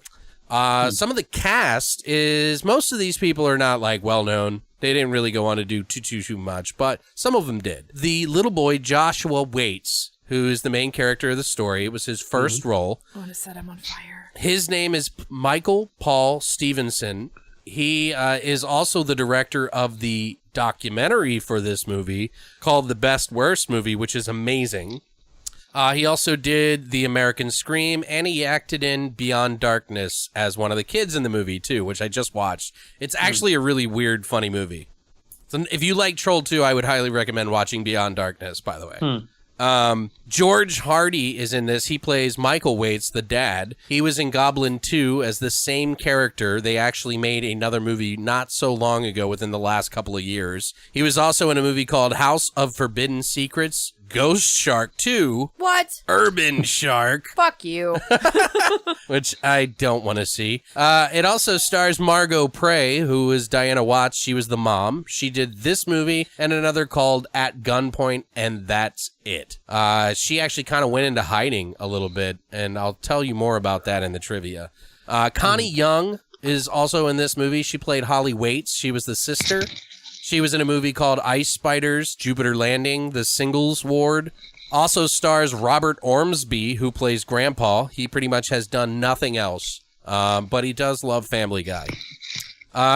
It also stars Deborah Reed, who is Credence Lenore Gielgud. However you say her name, it's a made-up name. She's the queen of the goblins, and she did a bit role in The Stand. That's about it. Also stars Don Packard, who is the store owner, and he's got a pretty interesting story on him. He actually got the role after he got out of a mental institution. Oh. And and he's the creepy guy that comes around the corner that tries to sell the kid like milk, Nilbog milk.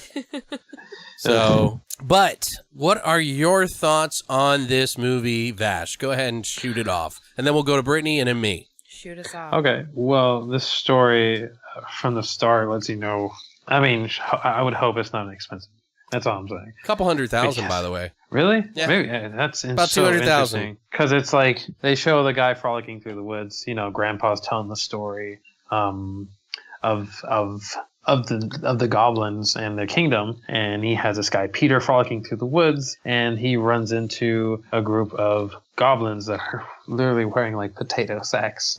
Yeah, I know, it's so funny. And like Party City masks. Okay, like it is bad. Like you could see their teeth and lips through the mask. It's hilarious in that way.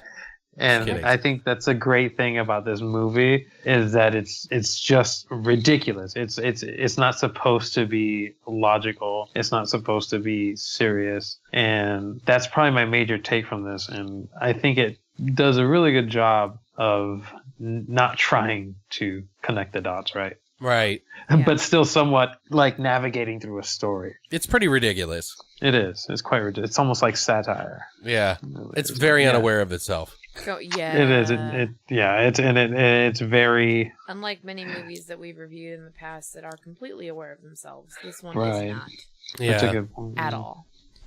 What about you, Brittany? My thoughts on this movie in particular. You're only really going to enjoy this movie to make fun of it. Yes. Quite honestly. From the terrible acting, the terrible effects, and the terrible story, you simply can't take any of this seriously at all. Right. Quite honestly, I doubt that even if you physically set any of these actors on fire, I don't think they could convince you that it actually hurt. No, that scene was hilarious. So that's what I've gathered on this one. Is I don't think they can sell their way out of a fucking paper bag. So are you picturing burning them? Yes. Okay. Yes, I am. Just curious. I'm just saying, in that scene when he's burning, he's wearing like straight up garden gloves, and he doesn't show you his face, and he just burns with his back turned. This movie is one of those that's just so bad that it's entertaining. Yeah. So my suggestion is grab a group of friends, a bottle or two of your poison of choice, whether it being shit whiskey, good whiskey, whatever the fuck you drink it better be whiskey. Let loose, have fun, or just shove a hot poker or two through your eyeballs repeatedly. Whatever works for you. Quite honestly, I'd rather slit my own fucking throat, but you know. Whatever. So you'll never watch this again? No, I will. Okay. With a group of friends, shithouse fucking hammered. Okay. Yes, I will fucking watch this again. And I have every intention of the next girls' night that I have with my girlfriends when we do art night, which we do. We get shithouse fucking blasted on whiskey, and we draw terrible fucking pictures, and it's entertaining as fuck because all my friends are fucking like tattoo artists or artists. Who are you talking about? What's her name? Nicole McCord. Nicole, yeah. My She baby. already knows this My movie. baby. I she love her so knows much. this movie. She does. She knows this movie, but she's a fucking phenomenal tattoo artist or artist in general. Like her shit is out of this fucking world. And our couple other friends that come out for art night to hang out and draw. I will totally watch this movie shithoused fucking drunk with these bitches any day of the fucking week, and it'll be fucking fantastic.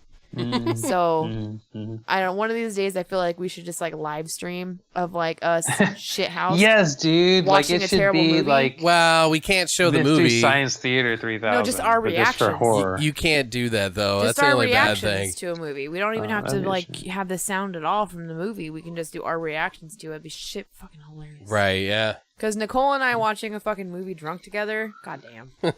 Well, I've seen this movie numerous times. There was a long lull between Troll 1 and 2 that Yeah, but they're not I fucking actually related. saw it. There is, it's been considered the worst movie ever. It's also been considered the best movie ever. It's also been considered the worst movie ever. And I think all of these are absolutely true. So it's I think you can't be wrong. yeah, it's something you have to see. It's something you probably should see with friends, like she said, and a lot of drinks, or some of that devil's lettuce. You know what I mean? Because it is definitely a get high and fucking laugh your ass off movie. I think one way or another, you're gonna laugh no matter what. You're gonna cringe no matter what, and you're gonna remember it for the rest of your life. Period. Yeah. Like that's the way this movie is. It is a phenomena. It is a fucking anomaly in the fucking matrix that is somehow made its way through and morphed and bubbled and crewed into the shape of Troll 2. There really are a lot of scenes in this movie that are just completely confusing, funny, memorable, and just insanely ridiculous. It's practically not even in the same mythos of the same film at all, other than maybe like the nose of one of the creatures. Yeah, I feel like they made one of them like similar. Yeah, to, like to I couldn't actually. plant it. I can't. You know, I'm glad you plant mentioned it. that Wow, because that's I felt bad. that too. I'm glad you mentioned that. Right. Almost like an ode. There's just like a little similarity. Other than that, the story's completely different. It's definitely not as big of a budget as the first one. But it does, one thing that I do appreciate about this is that it shows you that, you know, other films, like these films are made by directors and people, and sometimes, you know, it's not a good film and it can be a cult success. And sometimes it can be a good movie and be a complete shit movie later on. Right. You just never know. And this is one of those movies that I think it's somewhere in between, you know? Yeah, I feel like that movie makes me feel like you should, if you have any ideas, right, you should put it into action and get the feedback from it first, right? Yeah, because this movie could definitely. Oh, this anyone movie could see didn't it and give be a like, I can't fuck believe they made about this anybody shit. else's opinion. It just No, did Right, it all. exactly. Yeah. Exactly. And It they was just like, did it. fuck it, we'll just make it work. It's like, exactly. This is as close as we can get to a man getting set on fire right now. Right. So A lot of that's people, how we're gonna tell it. a lot of people compare it to like Ed Wood, you know, or like just gonzo filmmaking.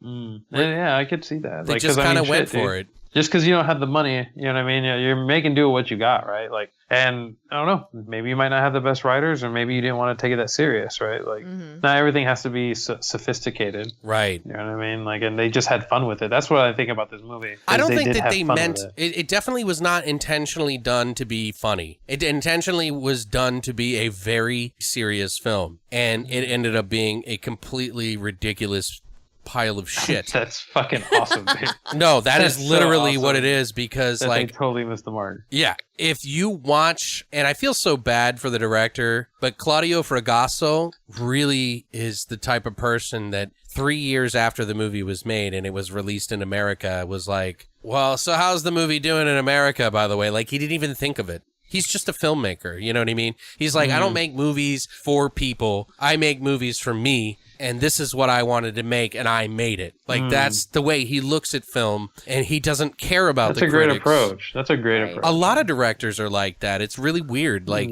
they respect the craft, they respect the work, but it's so weird to look at a director and think to yourself, like, oh, they just fell into it. Because there's so many people trying to be like the next big director. You know what I mean? Right. That this guy's just like, yeah, I'm the guy that cleans up the cum. You know, like no big deal. I fucking do it. Like, fuck you. Fucking do it. Yeah, fucking there's quarters on the ground next to a pile of spooge. Spooge here, there's up on the fucking wall. The spooge on your I'm eyebrows. the cum guy. I'm the fucking cum guy with the quarters, and sometimes I slip those quarters in my pocket after I wash them off. I'm the designated cum guy. Fuck you.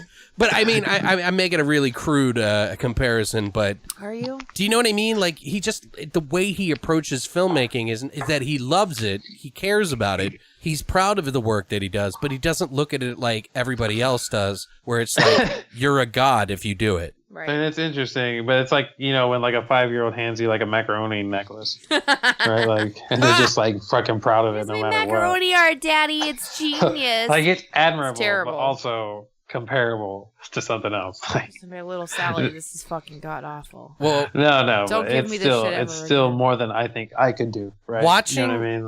Like, watching the fucking, the making of the documentary that the child actor in this movie made when he was older is amazing. There's like, it is the most raw documentary that you will see about filmmaking, and it's really the only other one that I can compare this to is the other one that they did, the one with Red Christmas that we were talking about with Craig Anderson. Fuck, what is it called? What up, Craig? Yeah, what's up, Craig? If you're still listening, man, another really great documentary about the fucking making of a film. And man, dude, like this is more, the Best Worst movie is done in the tone of the aftermath of what Troll 2 has become. It is more about the weird phenomena and cult success that it's reached from these people who have held on to this tape and always remembered it and always held it in high regard. And how all of these actors and all the director and everybody that worked on the film were so embarrassed about it in a way, other than the director because he could give two fucks. But although you can tell he gets a little upset in the documentary when people were making fun of it. But some of the actors, like George Hardy, the dad, he embraces the shit out of it. He's a fucking dentist, right? He got paid $100 a day for 13 days. He got paid about $1,300 to do this film. And became a dentist afterwards and never really did anything. Then the kid actor hits him up and is like, hey, I'm doing a documentary about Troll 2 because there's such a huge success, because like the Alamo Drafthouse was like literally pumping out the movies in like 25 different locations across the US, and they were selling out.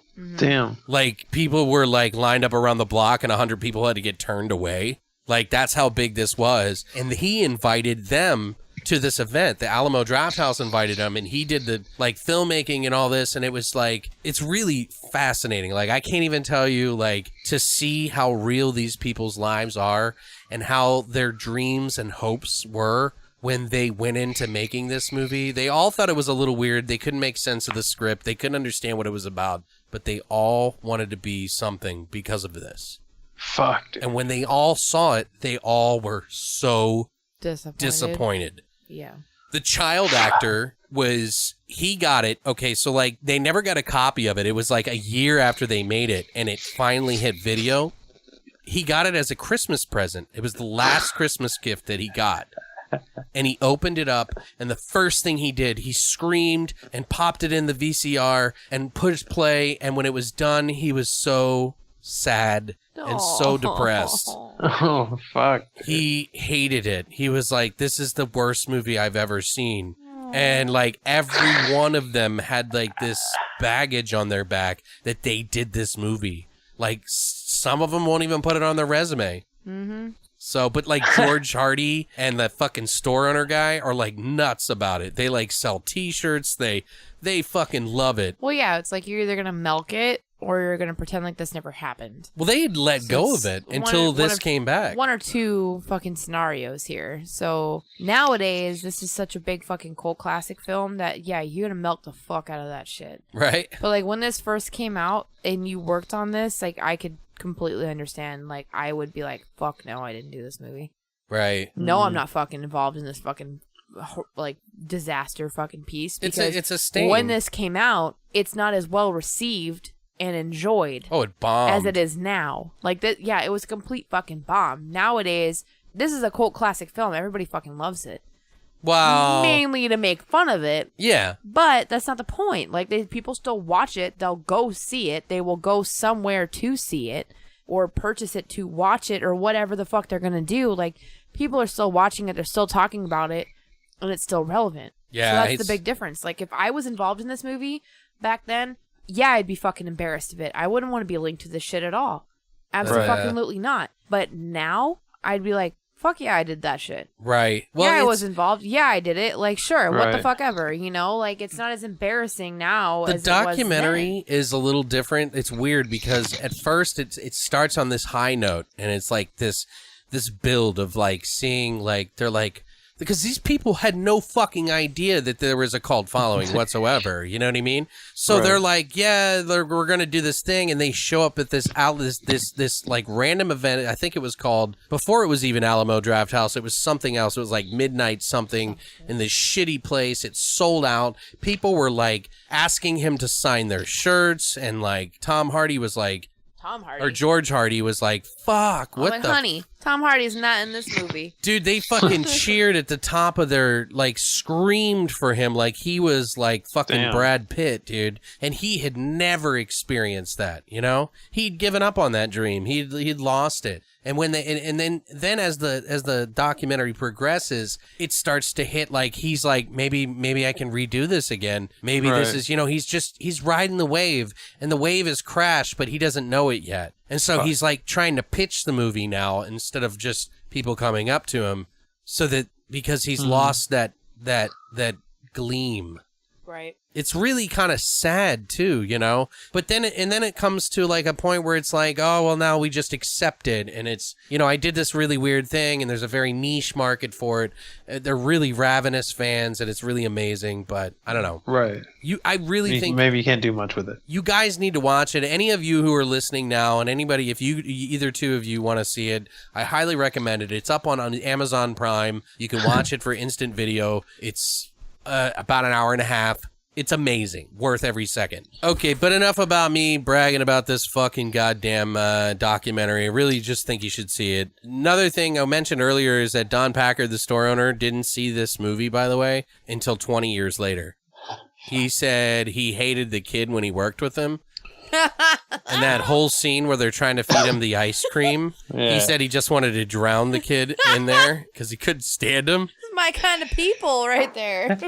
And keep in mind, this is a guy, like, I'm not picking on anybody for having mental illness, but he just gotten out of a mental institution during this time, so that's kind of disconcerting a little bit, you know. A little bit. Just a little bit. The director, like I was mentioning, he really just they bring him out a couple of times in the documentary, and he said that being appreciated for the worst movie ever is almost the same as being appreciated for the best movie ever. No. He's like, it's almost as good, because just seeing people who are rabid and happy about it, he wasn't used to people laughing. He's like, it's a comedy, but he's like, they were laughing at parts that aren't even supposed to be laughed at. And so he didn't quite understand it. At least someone's talking about it as opposed to nobody talking about it. Right. There's a couple of parts in the movie where you can tell that he is a very stuck in his ways kind of guy. And he doesn't know how to he doesn't listen to criticism because he just doesn't care. Right. But you can see that in the documentary a little bit that it does get to him a little bit. Like, he goes to like a third release party where they're having this big event for rabid fans, and all the actors are on stage, and they go, they're telling their tale. They're like, we didn't know it was going to be a bad movie. And he's hearing this the whole time, and he's yelling in the middle. Like, he's not on stage. he's in the Jesus audience and he was yelling at them. He was like, "You're a dog. You don't know anything. You don't know anything." Damn, dude. Like, and you could tell, Savage. and then he's like outside bitching about it. You know what I Savage mean? as fuck. Yeah, like he was just like, you could tell it really pissed him off. Fuck, Like, dude. like he didn't tolerate that shit. You know what I mean? Like he doesn't give a fuck if you think it's bad. It's a good movie to him. So he you could tell it kind of bothers him a little bit Right. that it is a shitty movie. But hey, Yeah. you know what? He still made money off of it. So Yeah, he did. He did. He did. let's jump into our favorite scenes, and then we'll pick a Herald winner at the end of this, which I think might be kind of a little bit of a Might hard. be a split decision. It could be, but I we'll don't figure see it out. being that way, but So what are some of your favorite scenes? We'll just pick a couple and go through them. There's a lot in this movie, so Yes. I understand it's going to be hard. But go ahead. Try to go from Okay. in chronological order if you can, Bash. Yeah. Sure. I'd say the first scene that I really liked about this movie was when Josh the kid starts having a nightmare about his parents and his sister turning into goblins, trying to eat him, and so he starts turning into a plant. In the bus. Oh, and that's in the that's van, car in the with van, ride, yeah. So they were taking the van ride. They were going to Nilbog, and so while they're in the car, he has that nightmare, and he wakes up not feeling well, and then he starts turning into a plant. Which these goblins try to feed you food, and the food you eat it, and it turns you into like half plant, half human, and that's what they like to eat. Right. And so he thought that that's what was happening to him. And so I hadn't seen, I just knew when I had watched this movie for the first time, I hadn't seen a little kid be portrayed like that with like practical effects, right? Like shit Right, coming yeah. out of him. Like it's a little kid. It's Like usually branches an coming adult. out of his chest Yeah, and shit. dude. Like he had his fingers were turning into little branches, and he looked like a xenomorph was coming out of his chest, and it was a little kid. So I Chest just burster. it was shocking to me. That'd probably be the first scene. The other scene I'd probably say was when let me see, the popcorn.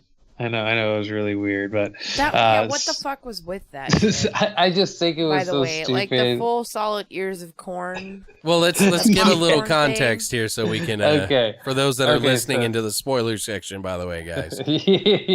Yeah, sorry about that. So it's the Goblin Queen, and for some reason, I don't know if you guys can chime in as to why she went over to this guy's trailer, right? Like, what did she gain? I think she was just From trying to going- eat. Yeah. Yeah, was that what it was? Right? I But guess. thought I that mean, was still she- alive. Gaining a meal. She essentially, creates a fucking potion No, or some sort where she he like wakes up. yeah, she stands in a mist of this brew that she has, and it turns her young again because she plays this old lady with dirty teeth. And then Nasty. she has a corn three-way, hot popcorn, I like to call it. So ridiculous. But honestly, like she walks up all sexy, like pops on the TV in the kid's van, and like the kid's like, "What's this show?" And then she's like, "It's not a show, baby," you know, kind of like. Yes. And then she's like, "Come outside and I'll show you." And then she pulls out a corn cob and Yeah. and sticks it between him and her mouth, and they eat the corn while fucking laying on top of each other, and popcorn is Making thrown out. on them. And no. It's so the thing is that they start popping popcorn Out of the with- blue. out of the blue because it's getting so hot and heavy. And it was just ridiculous because it's just popcorn popping everywhere, and it just really lets you know that this shit. I mean, damn, it makes me so. Now I thought it was just a joke, Right. and then when you tell me about this documentary, I'm like, well, come on, dude, you can't. Like, why did you think popcorn popping? Right? Maybe that was supposed to be the comedy don't- part, right? But Well, first of all, like if some chick pulled out a corn cob, I wouldn't be thinking that she meant that she wanted to eat the shit. yeah, I thought she was. Are you gonna trying to stick put it that in my her ass. asshole? Like, what the fuck's He's going like, on what are here? you gonna do with that? Yeah, shit? I'm just saying, like, I don't know what you're trying to do with the corn cob, but I'm I'm puckering my butthole over here. yeah, Yeah, I it mean, could just be some for butter. her, him. I mean, who knows? There's a myriad of holes. I'm a little nervous. You mind buttering it up first? yeah, Yeah, really. you better lube She that shit spits up. on it like Jesus. It turns into a porno. Hey, dude. What about you, Brittany? Do you have a couple of scenes? No. You don't have any Quite- favorite scenes? Quite honestly, the only scenes that I liked was when people turned into plants and they got eaten. What? So let's talk about. You don't the- remember anything that I sticks didn't out. It doesn't say- have to be favorite. Like No Dude. one said I didn't remember anything that stuck out. All right. Whatever. How about Grandpa Zeph fucking setting a dude on fire? Like, that was insane, dude. Okay, I will tell. This is not necessarily chronological order though, but Oh, it doesn't matter. Go ahead. whatever. So what is it? His mom that gets fucking like turned Oh, at the end, dude. towards the end into Right. a fucking plant. Big time person. spoilers here, guys. And it's fucking straight jiggly tits. Yeah, dude. Jiggly, Yeah. solid, jiggly fucking tits. Wait, solid jiggly. Solid, Yeah, like, they were, jiggly like, tits titties, dude. that were Straight not up his titties. mom's. Like, this would Yeah, have dude, made... there was no way those were. No way. Like, this would have made more sense if it was the girl. When the girl, like the teenage, younger 20s girl was fucking turned in, like, the middle of the movie, upstairs where the fucking troll goblin things ate her. Right.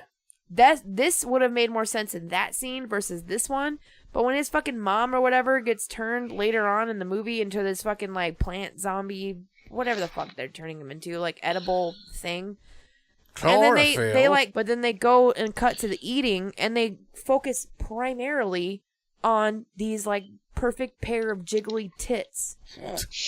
It's so weird. You don't see her face or anything. Like, literally, you only see boobs and, Yeah, like, and torso. fingers. Right, yeah, and all this green shit. But I'm like, it's his mom. Like, this is when he's picturing his mom. I know, and then one of the fucking and it's so fucking the uncomfortable. goblins, because they're not trolls, they're goblins, Yeah, by the exactly. way. He's like, they're eating my mom, and he's like, do you want some? Yeah, it's so fucking wrong Yeah, and dude. uncomfortable as fuck. Like, I oh was my like, god, damn, dude, give the kid a break. I know. He's like, been going through so much shit. he's already a terrible actor. Like, fucking leave him alone. Yeah, I like how the ball pops down the stairs, and it's like, eating your mommy, yum yum. Yum, yum. Yum, yum, yum. Fucking ridiculous. I was That just was like, gross. why is her tits so perky? There's a couple of things that I got. The kid pisses on the table to stop his parents from Yeah. eating the fucking food. Easy. Like, how can you forget do that something. scene? That's right. I'm sorry. That's like great. And then his dad's like yelling at him, like, you see this? Hospitality. You see this? Hospitality. You see this? Hospitality. You don't piss on hospitality. Hospitality. And then he goes to fucking, like, he's going to whip him with the fucking belt. Dude, And he's I like, know, I'm bro. fucking unbuckling my, he's like, what are you going to do, Dad? Daddy, what are you gonna do, Daddy? He's like, gonna I'm buckle buckling my belt one notch tighter. so I don't have starving hunger pains. Yeah. Like, oh my what? god. What the fuck was that? Like, what the fuck? I'm Like, messing my how- belt. I was like, yeah, he's going to beat the shit out of him. Yeah, No. dude, you gotta get He's it. dude. like- you can't just pee on the dinner table. He's cutting off his circulation so he doesn't feel hunger Yeah. pains. And I'm like, fuck off. Beat your kid, motherfucker. Damn. Psych your mind. This is the time. This is the time. Beat your kid. It was so wasn't frowned gross. upon as much. Another really funny scene that I thought was like the Arnold guy with the glasses. He tells the trolls and goblins to pretty much like go fuck off in the most like cartoonish way. Like, I was like, what? Like, what the fuck are you doing? And then he gets speared in the chest and he's like a big terrible. pussy, like all of a sudden. It was Arnold. ridiculous. Like, that spear in the chest moment was so bad.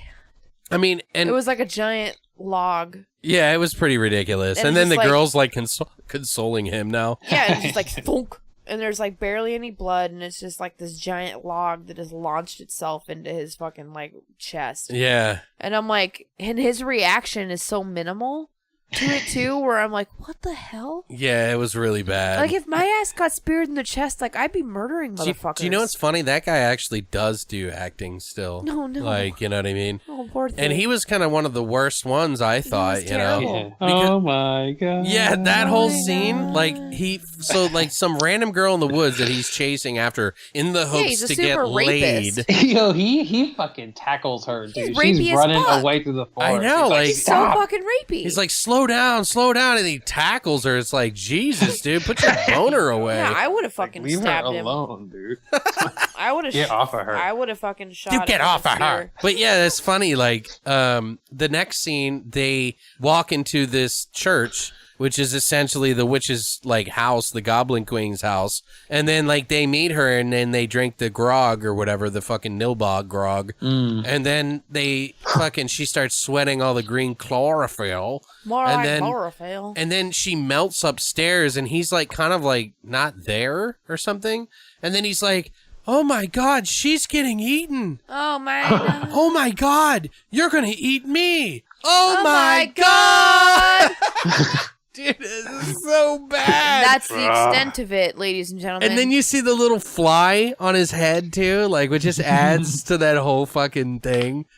The whole scene is fucking goddamn donkulous. That's the one I'm talking about, where jiggly tits would make sense. Right. In that scene. I liked that the ending was so fucked up, though. It was. I like that. I wasn't expecting it to go that way. I mean, there's so many more fucking scenes in this movie that I just couldn't stop writing them down because I was like, oh my God, I can't believe that. Did you have any other ones, Vash, before we jump? Yeah, I liked it when actually it was just a small scene, but like Grandpa Seth comes in to help Joshua and he just straight up bitch slaps a troll. Yeah. And just knocks him the fuck out. Two times. Grandpa Seth doesn't play. He bitch slaps him and then he slaps him again and breaks its neck. And then he does that weird smile, like, yeah, dude, like, hey, kiddo. It's like, the fuck you been doing, Grandpa? I've been taking other kids. I have other kids that I take on journeys too. He's taking jujitsu classes. Jujitsu? In fucking hell. Wherever the fuck. Dude, that was a weird. It's like the pastor's like, you go back to hell. It's like, what? What? Yeah, there was some pretty. Sense. There's the one where the sister punches her boyfriend because he wants to keep his friends. She knocks us out. Oh, right. Oh, they're just like, what are you, gay? And then her father gets in on the action too. Like, I was like, what the fuck?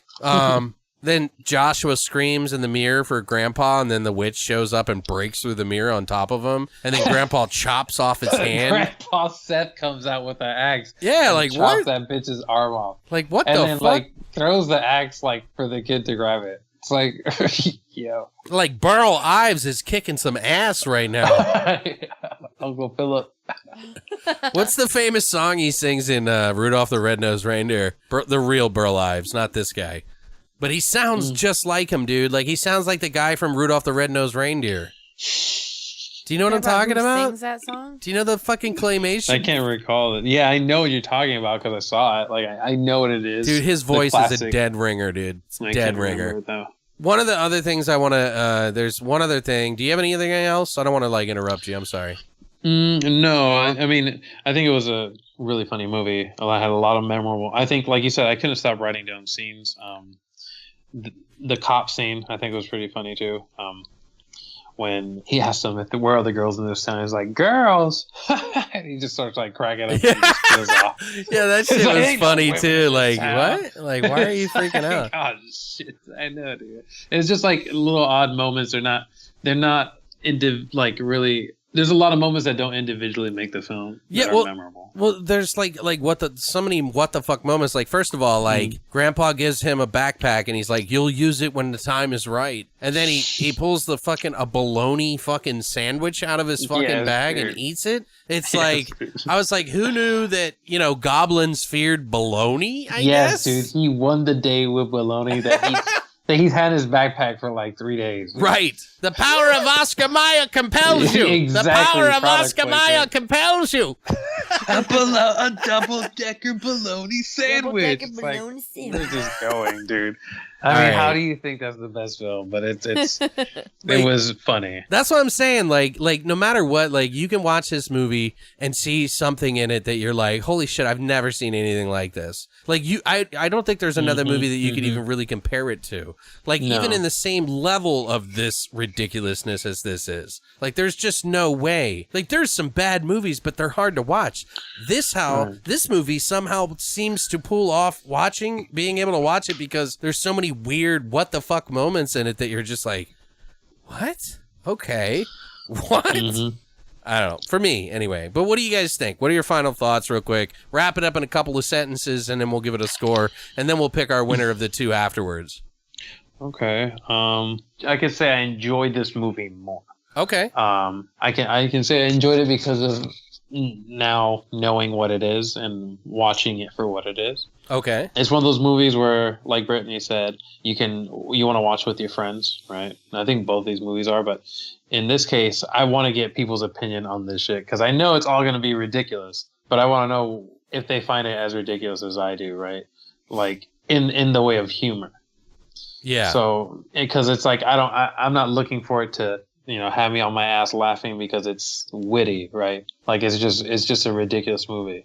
Right. But that's what I really like about it. So I would probably give it a score. No, well, you said we're not scoring it. Right? For you, if you want. Yeah, score it. So my score for it would probably be I'd say low. I'd say probably a 5. Okay. What I'd about say you, a Brittany? 5.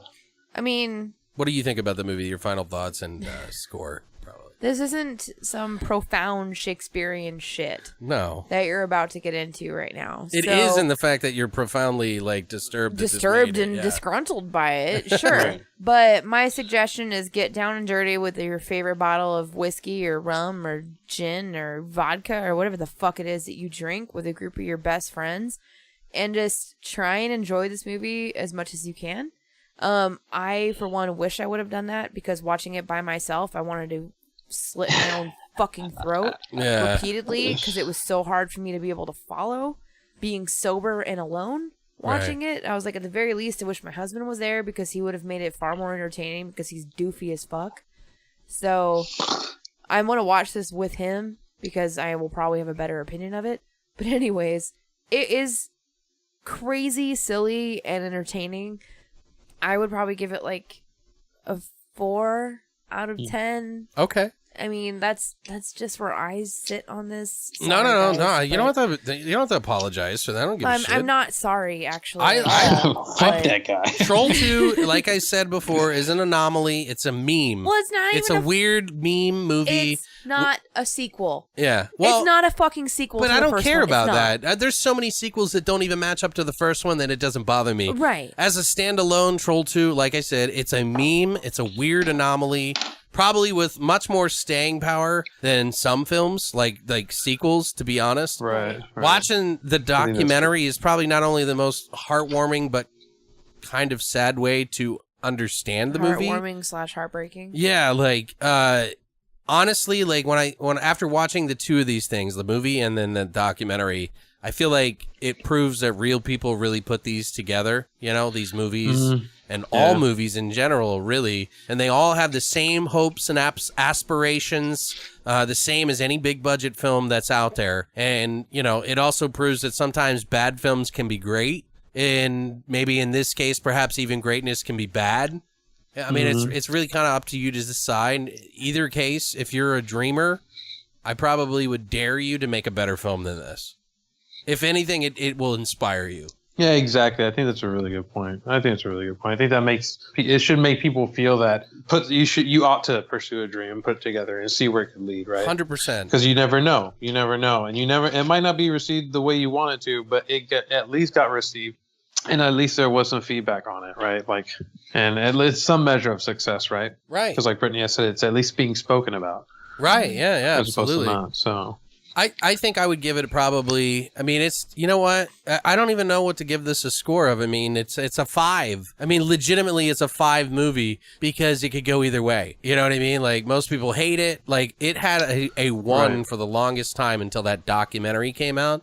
And then it went up to a 3.1. Mm-hmm. So that tells you something, right? Like people get it. Like, once they understood how they were supposed to feel about it, they were okay with it. And so then it became a cult success. So I gave what? 6.5? I honestly... You said 5. No, I'm saying for the first movie, 6 to 6.5. I give this movie, honestly, I think it's a 7. And the reason I say 7 is because it is so enjoyable for me and my sense of humor. It's not something that if you were to follow this and give it a score based on like how you make a movie, like, I would say, yeah, it's like a 4. But if you look at it as like this weird anomaly, this weird fucking film that has so much heart and passion behind it, and you actually know what went into making it, it's like a 7 to me. Like, I really value it more now after watching that documentary. And I mean, it's not a 7 across the board of all movies, mainstream and small, and like micro budget. It's just a 7 in its genre, which is somewhere in the lower bracket. So, okay. Does that make sense? Because I feel like some movies really need to be broken down into different groups. Like, you cannot compare this movie to a big budget movie. Like, it's just not fair. It doesn't make any sense to compare it. Right. But if I had to, I'd probably give it like a 5 on the dot. Right. I think I know what you're saying. And I know why you said 7 on the other metric, right? Yeah. Like on the other concept, because I mean, you get to see firsthand, and like you said in that documentary, of how people felt going through it, and maybe that might change the scale for a lot of movies if they did something like that, right? Right. But, Well, if everybody took them, to be honest, what I've realized, us doing this podcast and how long I've been doing it now, which is really not that long compared to some other podcasts, but I really feel that I have a much bigger appreciation for movies now after taking the time to research and know what went into making them. It really changes your mind about a lot of things. I'm sure. It makes you go, fuck, man, this is like someone's dream. Like, what a sad dream that is, but it's a dream. You know what I mean? Like, I don't know. I mean, it's sad maybe to somebody else, but man's not sad. This director's not sad about it. No, and I definitely, just to be clear, I don't mean that I'm giving it a 7 because I feel bad for the people who made it and their dreams. No, I'm saying it's a 7 because I'm a weird fucking guy and I like fucking weird shit that makes me crack up. I will definitely watch this next year. I don't care. Like a year from now, I will watch it. I watch 1 and 2, and I will still laugh at part 2 and be like, I cannot believe they made this. Oh, yes. These movies are still enjoyable. And the only reason why, I mean, I could, like, if it was, like, in a category of amateur films from the 80s, right, or something like that, I think it would fare very well. Yeah. But, yeah, if you're comparing it to, other movies that hit a big market, right, then maybe not so. Ultimately, I think a 3 for the public, the average public, is still pretty high. You know what I mean? Very much so. But for me, a 5 versus all movies is pretty right because it could go either way. Like, it's a shitty movie, but it's so shitty it's good. So I don't know. That's exactly what it is. And if you look at it that way, which is the way you should watch it. Probably, yeah. Don't go in with the expectations that this is going to follow the same format as your fucking Hollywood big budget at all. It makes no goddamn sense, and that's what's beautiful about it. A girl walks in with a corn cob and then fucking lays on a dude and popcorn starts popping all around them. Like, what? Ridiculous. Like, how does that make any sense whatsoever? They make Nilbog milk that's all clunky and... Yeah. By the way, who the fuck? They're trying to hand it over to people to get to drink it, right? Well, like, does it only take it touching your lips to change you? Because I know nobody's gonna drink that shit. Everybody that fucking saw it or fucking tasted it spit it out. Yeah, like dude, there's no one's gonna drink that shit. I just make Nilbog water. It's like I'm it's not goblin milk. That's like a nightmare for me when I drink milk. Like if it comes out like cottage cheese. Like I'm almost getting sick just thinking about it. Like I'm not even. Yeah. It's goblin titty milk. Curdled titty milk. Goblin titty milk. Anyway, guys, I think that's pretty much it. I think if we had to pick between the two, I would honestly. I think it's hard for me. I think that the first one is the better movie, like traditionally. But the second one is probably more to talk about. Like that's the thing I notice. I have way more things to say about the second one than I do the first one. So that for me means that the second one is the winner for me. You do. What do you guys think? I would say I like the first one more. Yeah. The reason why I say that is just because I see more time. I think put into making sure that there is a logic. You know what I mean? And a storyline to what they were creating. Yeah, exactly right. Like there was a theme, and they put a lot of effort into it reflecting that theme, right? Like the rooms and granted, they had a much more significantly higher budget, but just because they had a significantly higher budget doesn't take away from the good work they do. Sure. Because it still looked really, really good, and so I can appreciate like the lore of it, right? Like because that sticks more with me than it is the better film. Troll 2. Yeah. Like I said, it is. Yeah. No, definitely. It's the better film, but I can also see how the second film receives more public attention than the first. Yeah. Right? Like it's more memorable. And in that right of its own, it has a claim. So it's obviously all these opinions are subjective. Sure. But I would definitely say Troll 1 is probably the one for me. Apart from the nostalgic, if I'm trying to be unbiased. Sure. I still think I'd say the first one. All right, and I'm pretty sure I know what Brittany's at, but go ahead. I hate them both. But which one would you pick to watch if you had to watch again? If I had to watch again, quite honestly, I'd pick Troll 2. Really? Yeah. I was not expecting that. I'd pick Troll 2 if I, gun to my head, had to watch these movies again, which I'm going to watch both of them with Mouse because I watched them by myself and he didn't watch them. Oh, okay. Can I say that I agree with you that I would watch the second one more often than the first? That's why I said that's why it's a double. It's a little hard to choose because honestly, the first one's a million times better in comparison to the second. In traditional standards. In traditional standards, it's a far better film. However, I want to get fucking shithoused with my favorite people and watch Troll 2 and make fun of it. Yes, so, exactly. This is one of those, and I can understand completely how it's become a cult classic because it's fucking goddamn ridiculous. Well, now this is what I want to ask our listeners and everybody that's our friends that listen here. Is a good movie a movie that does all the traditional values and does a story? Is that what is a good movie? Or is interactivity with your friends and the people who watch it with you more important to you? Because that's like a whole nother dynamic. What to you constitutes a good movie? Yeah, and which one of these two would you, herald the king or the queen of the Trolls series? I mean, for me, they're so stark, they're so different. It's really hard to fucking tell. And by the way, guys, if you don't know, there is literally 3 sequels to Troll 2. Dear God. And Claudio Fragasso, and these are all different from each other. One of them's called The Creepers, one of them's called Ator 2 and Ator 3, but it's called Goblins 3 and 3. It's really confusing. There's so many. And then apparently Claudio Fragasso was planning on, in 2010, was planning on doing Troll 2 Part 2. Isn't that crazy? It's a little too much. Yeah. Right. I think it's humping a dream that's already dead. Yeah, and also in that sense shows you the cap of both of these movies, in my opinion.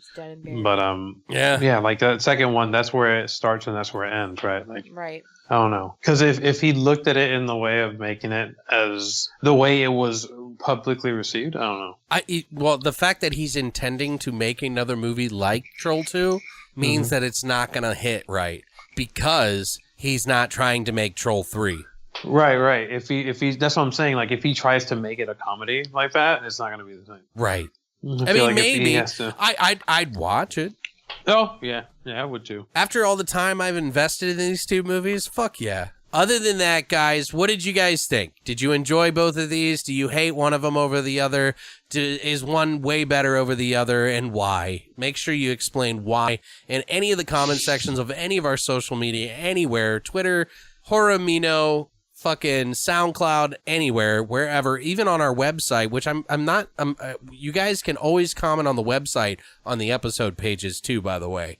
Thank you so much, Vash, for coming on with us this week. It was a pleasure, man. I think we had a really good time. I really enjoyed having you on, man. Thanks for having me. This was a lot of fun. Thank you so much. So we'll definitely have Vash on in the future for sure, especially for grave plots, because that's what we talk about sometimes behind the scenes. So right. We do we make our own grave plots. Right, yeah. Our stupid fucked up Bernie Sanders, yeah. You remember Nana? Anyway. That's exciting. That's another story. But yeah, thank you guys so much for stopping by, and we'll see you this Monday for a brand new episode of Beyond the Void. Stay weird, monsters.